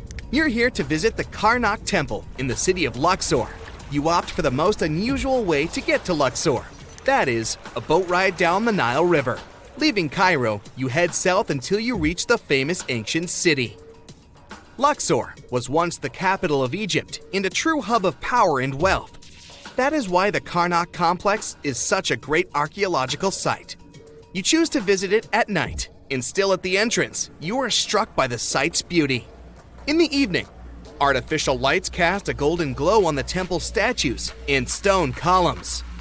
The temple is huge and was built mainly around the 18th and 19th centuries BCE. Each Egyptian pharaoh from that period left their own architectural mark on the site. The highlight of this tour is taking a walk through the Avenue of Sphinxes and discovering the Great Hypostyle Hall. This hall is filled with towering pylons and solid sandstone columns, a true wonder. From Egypt, you head down to Jordan. Now, if you like terracotta landscapes, you've come to the right place. The city of Petra is a marvel of the ancient world. Located in Jordan's desert, the city was a commercial hub back in the 4th century BCE. The Nabateans, an Arab Bedouin tribe, lived in the so-called Rose City and thrived for many years, having accumulated a significant amount of wealth. The city was known for its innovative water management system, which made the region inhabitable. And yes, you'll catch a glimpse of its ruins on your tour. The rock-carved gate-like structure Petra is famous for what is called the Pharaoh's Treasury. It stands at the main entrance to the site and is said to have a treasure hidden beneath it. Don't forget to stand right beneath it and take one of those classic pictures for social media. Once Petra has been ticked off the list, you fly to southern Europe. More specifically, to the tip of the Italian boot. You have a day trip scheduled to visit the ruins of Pompeii. Pompeii can be reached by car from the city of Naples. It's home to the eerie yet well-preserved ruins of a city that was once engulfed by lava.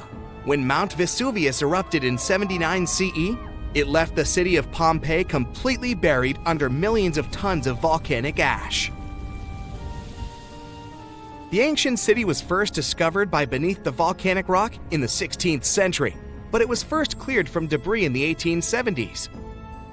Today, you'll be able to walk down the streets of these ancient Roman ruins and imagine what the town looked like in its heyday. Pompeii was a vibrant and rich municipality.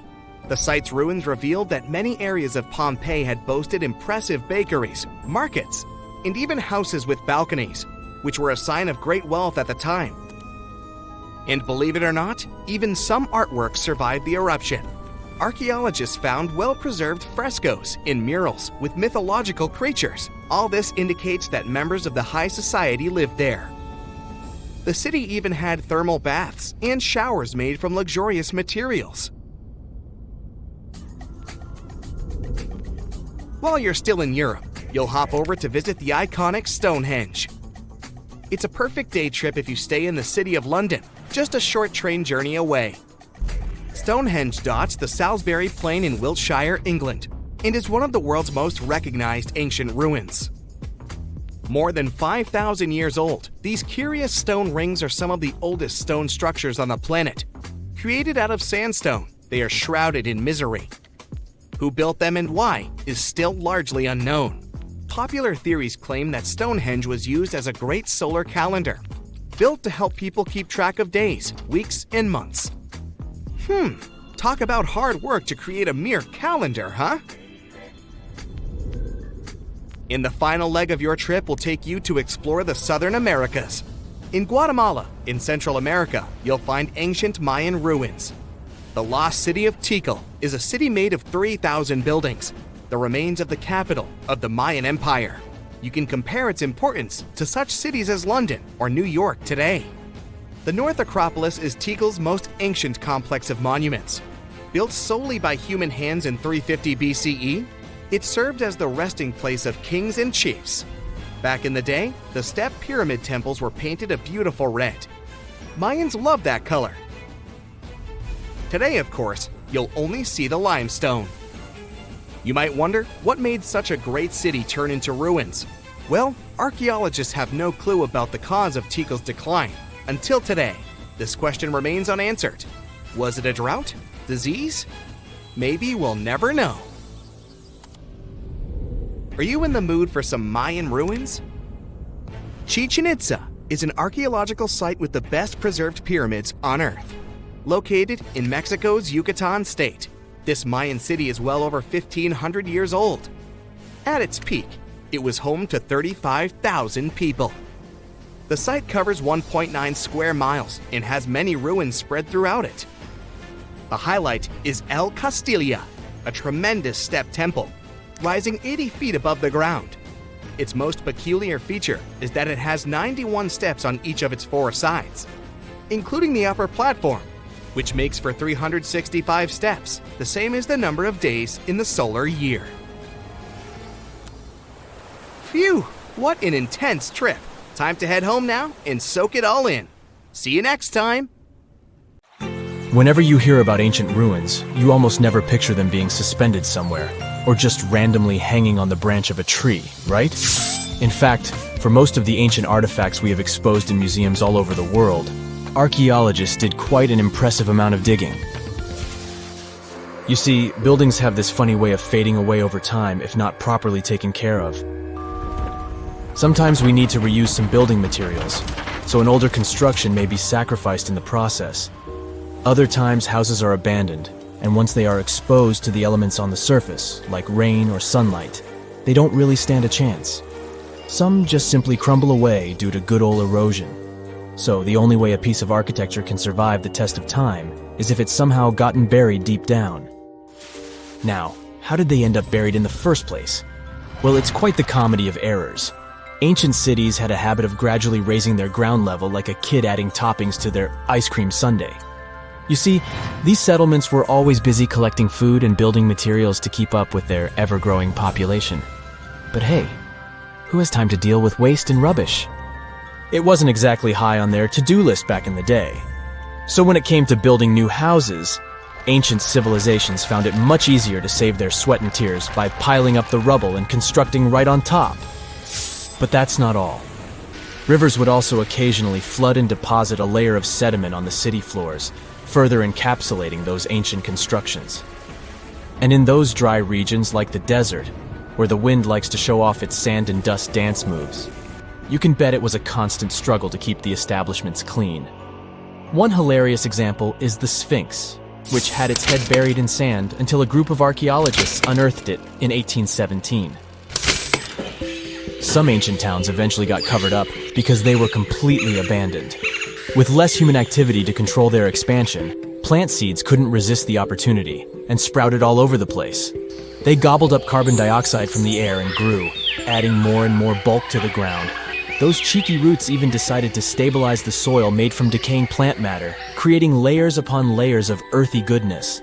It's like the ultimate DIY project Mother Nature embarked on, with plants as her loyal helpers. The act of digging into the secrets of ancient civilizations is not just about unearthing a lost world. It's also an epic quest to reveal the hidden treasures beneath layers of history. But how do archaeologists know where to dig in the first place? If everything is covered in layers upon layers of sediments, debris, and plant roots, they must have some sort of system they rely on before embarking on a new project, right? For starters, they're not always the ones suggesting an archaeological dig in a certain location. Let me explain. Let's say you're a contractor and you want to build a new fancy apartment complex in your city. Some local legislations have certain requirements before your project can start, though. For instance, before anyone starts building on a piece of land, they might need to bring in specialists to check the soil. These clever folks can be archaeologists, geologists, or paleontologists, and they need to keep an eye on things during development. If any artifacts or ecofacts, fancy word for organic remnants, are discovered, these experts swoop in to excavate and study them. But what about sites that have nothing to do with bulldozers and yellow hats? Archaeologists have more than one trick up their sleeves when it comes to locating ancient hotspots. They dive deep into historic records with a healthy dose of detective work. By sniffing out old documents and maps, they can piece together the puzzle of human activity in a specific area. If a site has been visited before, it's even better. Finding records of past excavations or historical accounts can give archaeologists lots of information on where to continue their treasure hunt. Before archaeologists start swinging their shovels, they engage in a bit of a visual scan mission. Armed with a grid system, they'll stroll around the site, keeping their eyes peeled for any artifacts that might be hiding just beneath the Earth's upper layer. From groundstone tools to historic glass and even ancient garbage dumps, yes, they're also valuable. These keen-eyed explorers can spot signs of human activity faster than most people. If they stumble upon midden soil, fancy term for a garbage dump, they know for sure that humans once called this place home. Archaeologists don't just rely on their trusty shovels, though. They have an arsenal of gadgets to aid in their search for hidden wonders. Geophysical tools are like their secret weapons. Take the resistivity meter, for example. This clever contraption measures the electrical component of the soil and any buried features or artifacts. A buried wall, for instance, will create a different resistivity reading than the surrounding soil. Magnetometers and ground-penetrating radar work in similar ways, showcasing potential hints of ancient treasures in the soil. And who could forget our trusty old friend, the GPS? It helps archaeologists map out precise locations, like a high-tech treasure map, leading them straight to their pot of gold. Care to virtually visit some of the most important archaeological sites in the world? Well, follow me. In the United Kingdom, for instance, you'll find this interesting place called Stonehenge. It's one of many henges scattered around, but this one really takes the cake. Picture this: massive ancient stones standing tall and proud, arranged in a funky outer ring and an inner horseshoe, with some smaller stones thrown in for good measure. And guess what? These amazing stones have been around for over 5,000 years. Talk about a serious case of rock-solid longevity. Now, here's where it gets interesting. According to local folklore, the legendary wizard Merlin whipped out his magic wand and poof! He teleported these massive stones all the way from Ireland. Apparently, some giants had assembled them there, but Merlin decided they would look much better at their new location. Others think it's just the ruined remains of an old Roman spiritual edifice. These amazing structures were built by our Bronze Age ancestors. With their simple tools and limited tech, they managed to create this monumental masterpiece. Impressive, right? Unfortunately, there's still so much we don't know about this area. Stonehenge's initial purpose remains a mystery to this day. Sure, there are lots of theories, but scientists have yet to agree on the subject. However, we do know that it's perfectly aligned to catch the sunrise during the summer and winter solstices. The ancient city of Pompeii is an equally amazing archaeological site. Picture this. Mount Vesuvius, a notorious troublemaker, decided to throw a volcanic tantrum and completely covered this ancient Roman city. It turned it into a time capsule, located outside present-day Naples in Italy. Fast forward to the year 1748, when a bunch of adventurous explorers stumbled upon Pompeii. Lo and behold, they discovered a treasure trove of well-preserved goodies: streets, houses, food. Probably a bit stale by then. Blingy jewelry, fancy sculptures, colorful frescoes, everyday household items, and even animal and human remains. It was like an epic archaeological party. From the looks of it, Pompeii had it all.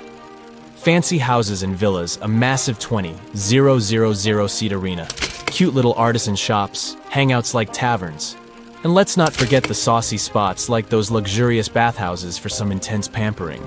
There's also the sanctuary of Apollo, where people used to gather for their daily dose of worship. And of course, the bustling heart of the city, the Forum of Pompeii, where all the cool people used to hang out. And guess what? Pompeii is so cool that it made it to UNESCO's World Heritage List back in 1997. That's like the ultimate Hall of Fame for historical awesomeness. It also includes many other famous buildings and sites, like the Taj Mahal in India and the Acropolis of Athens in Greece.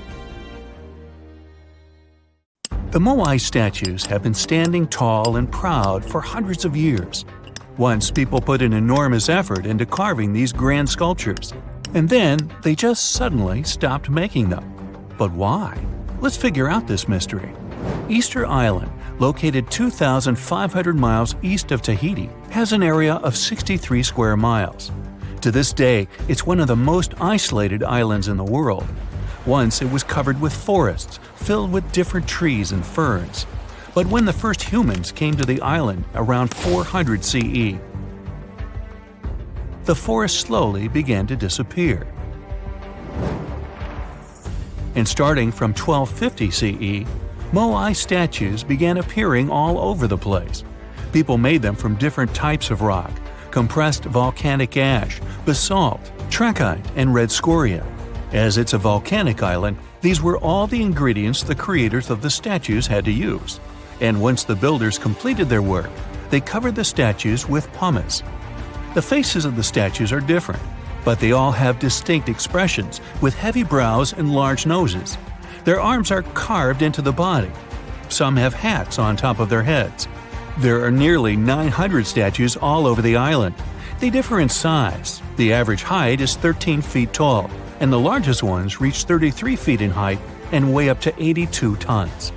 Because the statues have so many different faces, there are theories that they represent and honor ancestors, chiefs, and other important people who lived on the island. But without any clear evidence, it's almost impossible to figure out the true purpose of the Moai. Once they stood beautifully along the coast, watching over people in settlements, and their backs faced toward the spirit world of the sea. When Europeans first discovered the Moai statues in the 1700s, many of them had already toppled over, and the construction of statues had stopped way earlier than that. Huge amounts of effort were put into making these things. Expert craftspeople spent a great deal of time slowly carving the statues with basic picks. A team of up to 6 people would work hard for an entire year to make just one statue. Then they often had to transport it to its special place on the island, as far as 11 miles. With the help of carbon dating, experts have managed to figure out that the statues started to appear in 1250 CE. And then, suddenly, in 1500 CE or so, the process just stopped. The creators of the statue just left their stone chisels where they were last used, and only a quarter of all the statues were actually placed where they were supposed to be. Half of them still remained in the quarry, while others were left on the ground mid-transit. Something happened on the island, and it caused everyone to just lose interest in the statues. There are many theories around why it could happen, and they mostly relate to deforestation. Islanders may have used wood to move the statues across the island. They possibly did this with the help of sleds and ropes, or even used logs to roll the statues or canoes to float them. The wood started to deplete eventually. Trees on the island took very long to grow, and rats ate most seeds. People had many uses for wood, and they needed it not only for practical things, but also to create other statues. Another reason why the inhabitants of the island could have stopped building the statues might be that they were busy with other projects. Specialized rock gardens were becoming more common with a growing population. They were great for the soil, keeping it warm and fertilizing it at the same time. Islanders spent much time and effort making these rock gardens, and there simply wasn't enough time to focus on building and moving the statues. Another theory suggests that what people believed in changed over time. Supposedly, the islands once saw the statues as a connection to their ancestors. After some time, though, rituals depicting a show of strength and endurance became more widespread. And with these rituals, islanders started to carve images related to seabirds.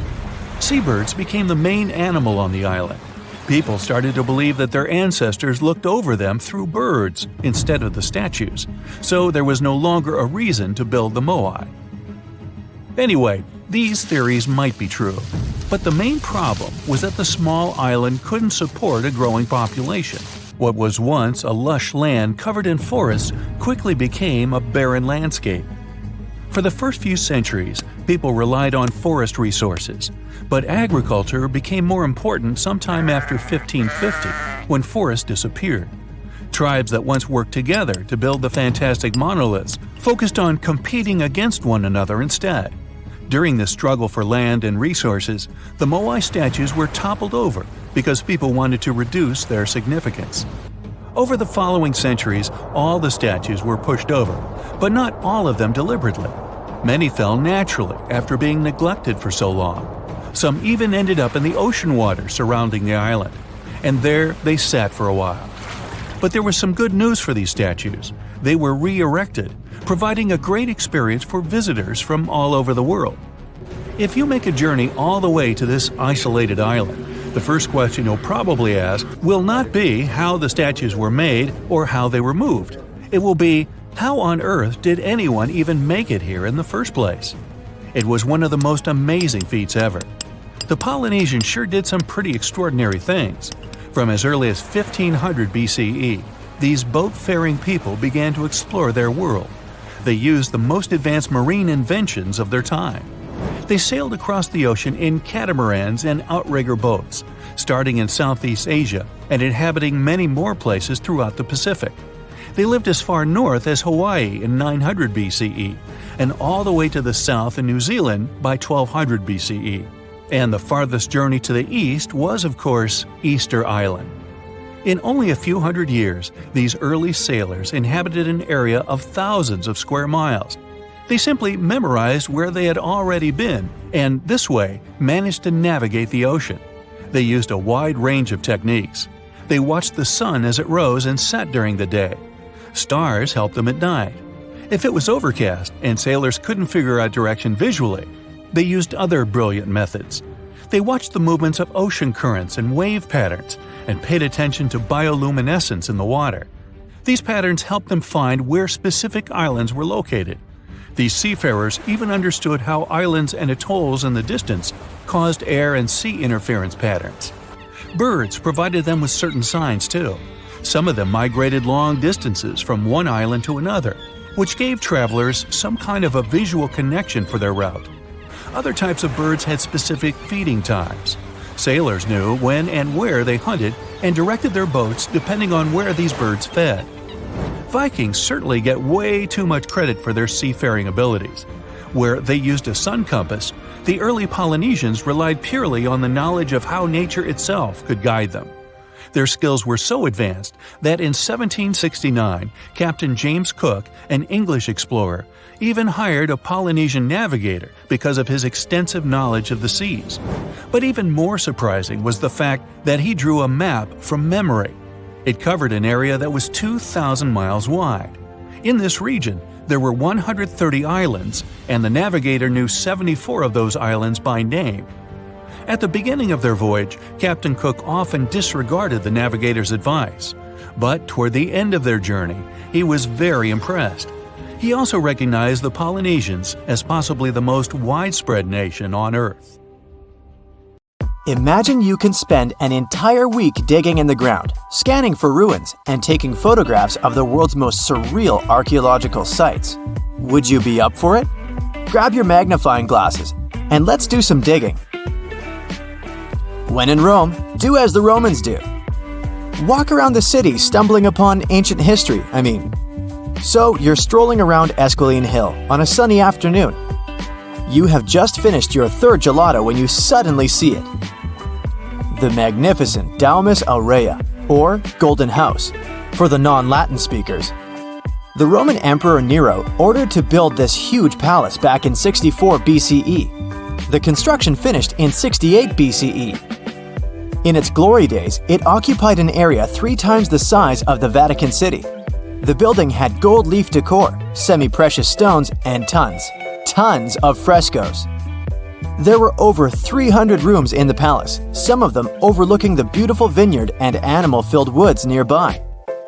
It held an enormous 100-foot statue of Nero himself. The octagonal wall was the grandest construction in the complex. Originally, it was a banquet hall with waterfalls cascading down the back walls. The hall rotated around its axis day and night as petals fell from above. Nero's successors stripped the whole palace of its materials. Today, tourists can visit the main structure and, of course, the octagonal hall. They excavated it, and you'll easily recognize it even with its bare walls. After flying halfway across the world, we're deep in the Cambodian jungle. Good thing you brought bug spray with you. Mosquitoes can get crazy in this tropical climate. Hidden among the forest is the city of Angkor.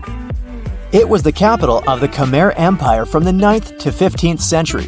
FYI, the word Angkor means capital city in the Khmer language. The city became one of the largest in the pre-industrial world. Researchers say nearly 1 million people used to live there. Today, Angkor attracts visitors from around the world because of its stunning architecture. You can recognize the Khmer style in the use of huge blocks of sandstone. At the center of the complex lies Bayon Temple. It's decorated with 216 smiling faces, which scientists say are meant to resemble the founder of the Angkor Empire. They believe the towers used to be decorated with gold, but today the site is a maze of vine-covered temples. The city was abandoned in 1431 and wasn't rediscovered until the 1840s. In 1992, they named it a UNESCO World Heritage Site. The United States is not usually synonymous with ruins, but here's one. In the mountainous state of Colorado lies the ancient home place of ancestral Pueblans. Throughout the Mesa Verde National Park, there are over 600 cliff dwellings built by the Pueblans around the 1190s. The Cliff Palace alone had over 150 rooms. It was a multi-story building of sandstone and mud mortar. To arrive at the balcony house, visitors had to climb a 32-foot ladder. There, you can see a mid-sized village of 38 rooms and 2 kivas. Kivas are traditional chambers built by Pueblans for ceremonial purposes. By 1300, the Pueblan occupation of the Mesa Verde ended. Thankfully, the site is open for visits now. If you like terracotta landscapes, you came to the right place. The city of Petra is a marvel of the ancient world. Located in Jordan's desert, the city was a commercial hub back in the 4th century BCE. The Nabataeans, an Arab Bedouin tribe, lived in the so-called Rose City and thrived for many years, accumulating a significant amount of wealth. They invented an innovative water management system that made the region habitable. The rock-carved gate-like structure Petra is famous for is what is called the Pharaoh's Treasury. It stands at the main entrance to the site and is said to have a hidden treasure beneath it. In the early 2000s, the site was named one of the 7 new wonders of the world. All the way in South America, in the country of Guatemala, lie ancient Mayan ruins. The lost city of Tikal is a site made of 12,000 buildings, the remains of the capital of the ancient Mayan Empire. It is comparable in importance to London or New York. The North Acropolis is Tikal's most ancient complex of monuments. Built solely by human hands in 750 BCE, it served as the resting place of kings and chiefs. Back in the day, the step pyramid temples were painted a beautiful red. Mayans loved that color. Today, of course, you'll only see the limestone. Archaeologists have no clue as to the cause of Tikal's decline. Was it drought, disease, or something else altogether? Located on the left bank of the river Tigris is a strange old ruin, a battered archway. It belonged to a city named Ctesiphon, the jewel of the Persian Empire, for over 800 years. The city hosted an extravagant palace, decorated with a glass mosaic, jewel-adorned carpets, and a lot of marble. What is it with royalty and marble anyway? The arch was part of an imperial palace complex. Until modern times, it was the largest man-made freestanding vault. Notice how there are no pillars sustaining it. The enormous wealth of the city made it a constant target for other empires, until it eventually fell. In the mood for some more Mayan ruins? Chichen Itza is an archaeological site with the best preserved pyramids on Earth. Located in Mexico's Yucatan state, this Mayan city is well over 1,500 years old. At its peak, it was home to 35,000 people. The site has a total of 26 ruins to be uncovered. The highlight here is El Castillo, a tremendous step-like temple standing 80 feet above the ground. Its most peculiar feature is that it has 91 steps up each of its 4 sides, including the upper platform. It makes for 365 steps, the number of days in the solar year. The oldest lost city in this list dates back to the Neolithic period. It was when us, human beings, started farming for the first time, instead of living a fully nomadic lifestyle based on hunting and gathering. Located on Orkney Island off the coast of Scotland is a prehistoric site known as Skara Brae. Thanks to good restoration, the site is very well preserved. You can see prehistoric dwellings with hearths, stone-built furniture, and even primitive toilets. Researchers found runic symbols on the site, which means they could have attempted some form of writing. Ah, Greece. Fancy some feta cheese, anyone? We've arrived at the focal point of archaeological sites, but today we're exploring one in particular, the Colossus of Rhodes. Also known as the Bronze Giant, it used to be one of the 7 wonders of the ancient world, standing in the harbor of the Greek city of Rhodes back in the 3rd century BCE. The Colossus was said to be 105 feet tall. It's believed that the statue was built with the help of 900 camels. Sadly, it only stood for 54 years. A ravaging earthquake tore it to pieces, so visitors would come and see only a giant foot. Now, there is a whole load of nothing where the statue once stood. I think it's safe to say there are a lot of random ruins on walls spread across the globe. And our final visit for the day consists of exactly those. All the way in northern England lies the ruin of Hadrian's Wall. The Roman emperor commissioned the wall in order to separate his empire from Britain's. The original wall was a lot grander than what is left of it today. But still, the ruins are pretty impressive. They consist of a 73-mile structure stretching from one coast to the other. Back in the day, Hadrian's Wall hosted 17 large forts and numerous observation towers to ensure the maximum safety of his empire. The wall fell into oblivion when the Romans left Britain at the start of the 5th century. People began looting it to build churches, farms, and even houses. Today, if you decide to visit the ruins, you'll only see waist-high fragments of stone. But still, pretty neat, huh? Tartessos, a mysterious, highly developed society that once flourished and then, without any warning, suddenly disappeared. Moreover, before they were completely gone, they performed some strange rituals, as if they were trying to save themselves from something. But what happened to these people? Let's try to find out. Let's go to the southwest of Spain, to about 2,500 years ago. Once, there was a beautiful city here, a trade center of Tartessos. Imagine the temple in the middle of a deserted town. A breathtaking, monumental 2-story building. There's a thick smell of frying meat in the air, and the smoke from its frying rises high into the sky, covering the patterns of the sanctuary. The sun has already set, and it's time to prepare for the ritual. We enter the ancient monumental hall. Inside, hundreds of people gather around a long wooden table lined with delicate ceramics and bronze bowls. They feast and drink. These people have much more fun than the animals outside the building. These animals are being prepared for the ritual. Horses, cows, pigs, donkeys, even dogs. All of them were brought here to appease the deities. And what happens after the ritual itself is even crazier. At the end of the ceremony, people take torches and set fire to the whole building. Everything turns to ashes and coals, and when the last embers fade away, they take shovels and begin to bury this place. It will take them at least several days to bury the former sanctuary under piles of earth. They work tirelessly. In some places, the thickness of the layers of mud and clay will reach almost 14 feet.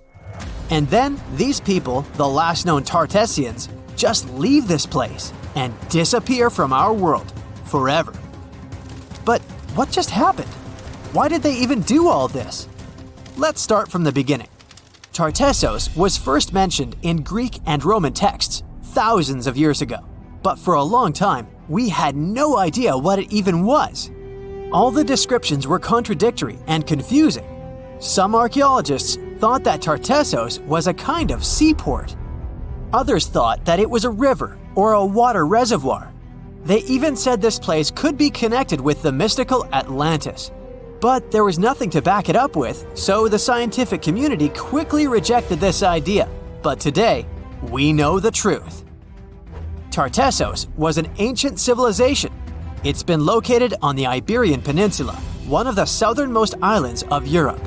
It flourished in the 9th to 5th centuries BC, and then, around 2,500 years ago, suddenly disappeared. They were quite rich. The island had rich reserves of metal, so their economy was thriving. Silver, copper, lead, and other good things were mined in the local Sierra Morena Mountains. Almost all the locals were engaged in trade. For them, it was a common thing. Isn't that strange that there were so few records left about them? And not so many monuments of their culture have survived to this day. In total, throughout Spain, scientists were able to collect around 20 archaeological finds related to Tartessos. 3 of them were excavated in the Guadiana Valley: Cancho Ruano, Casas del Turrunuelo, and La Mata. Let's start with the first one. Cancho Ruano was discovered in 1978.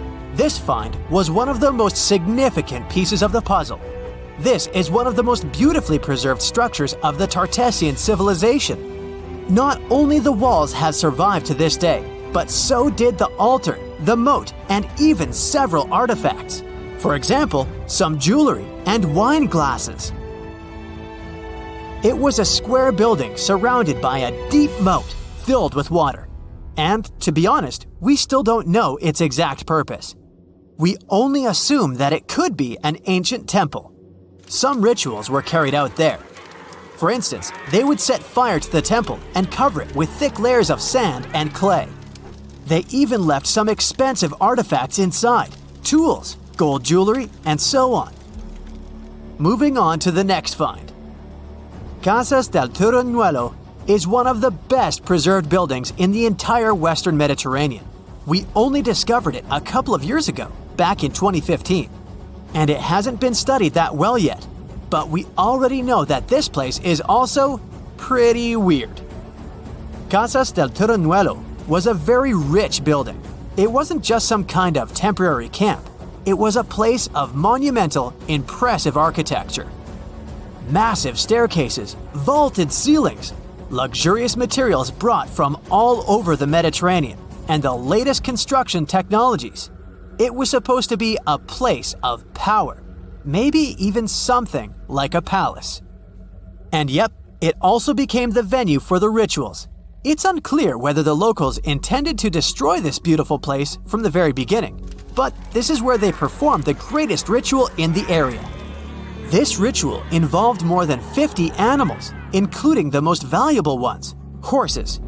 It was their only means of transportation. The fact that these people gave away their horses may indicate that they planned to stay here for some time. Perhaps they hoped to appease the deities and settle on local lands. The ritual was carried out exactly as they intended. And just like Cancho Ruano, this place was also set on fire. When the ritual ended, the locals buried this place and left, disappearing into the countryside of the Iberian Peninsula. Now it's an abandoned and quiet place. Just like Cancho Ruano, it's been standing here untouched for more than 2,000 years. The last find is La Mata, which was discovered much earlier than the other two, back in 1930. The resemblance between all of them was striking. La Mata had the same fate. It was burned and forgotten for centuries. All of this is very strange and mysterious. It seems like the locals were fleeing from something. Perhaps something happened that made them start building these banquet halls and arranging large-scale rituals. They thought that their deities turned away from them and tried to appease them. But unfortunately, it didn't work. As a result, they were forced to leave their temples and soon disappeared altogether forever. And by the way, why did they disappear at all? Well, this is another mystery of this civilization. One of the most important questions is, did they know that they were going to disappear? Or was it something unexpected? Did they suffer some kind of sudden catastrophe from which they were trying to escape? Or something else? Scientists have several theories on this. The first theory says that there may have been several major earthquakes and subsequent tsunamis in this region.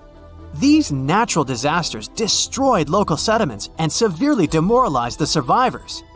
Perhaps they were looking for salvation from this.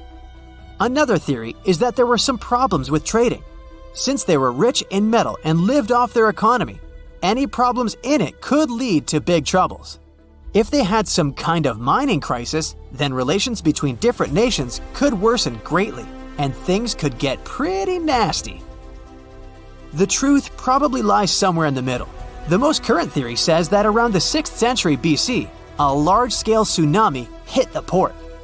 This greatly damaged the economy, which worsened the relationship between Tartessos and its neighbors.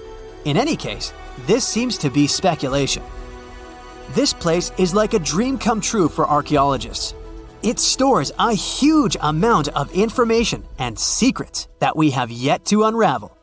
The Tartessians had no idea that by burying their artifacts, they were making a real gift to the scientists of the future. And while scientists continue to study them, we can check out the stuff they have already discovered. History lovers can see Tartessian tools, horse figurines, and decorated ivory in the Archaeological Museum of Badajoz. Let's hope that in the future, scientists will learn more interesting things about this civilization, and we'll finally find out what happened to them.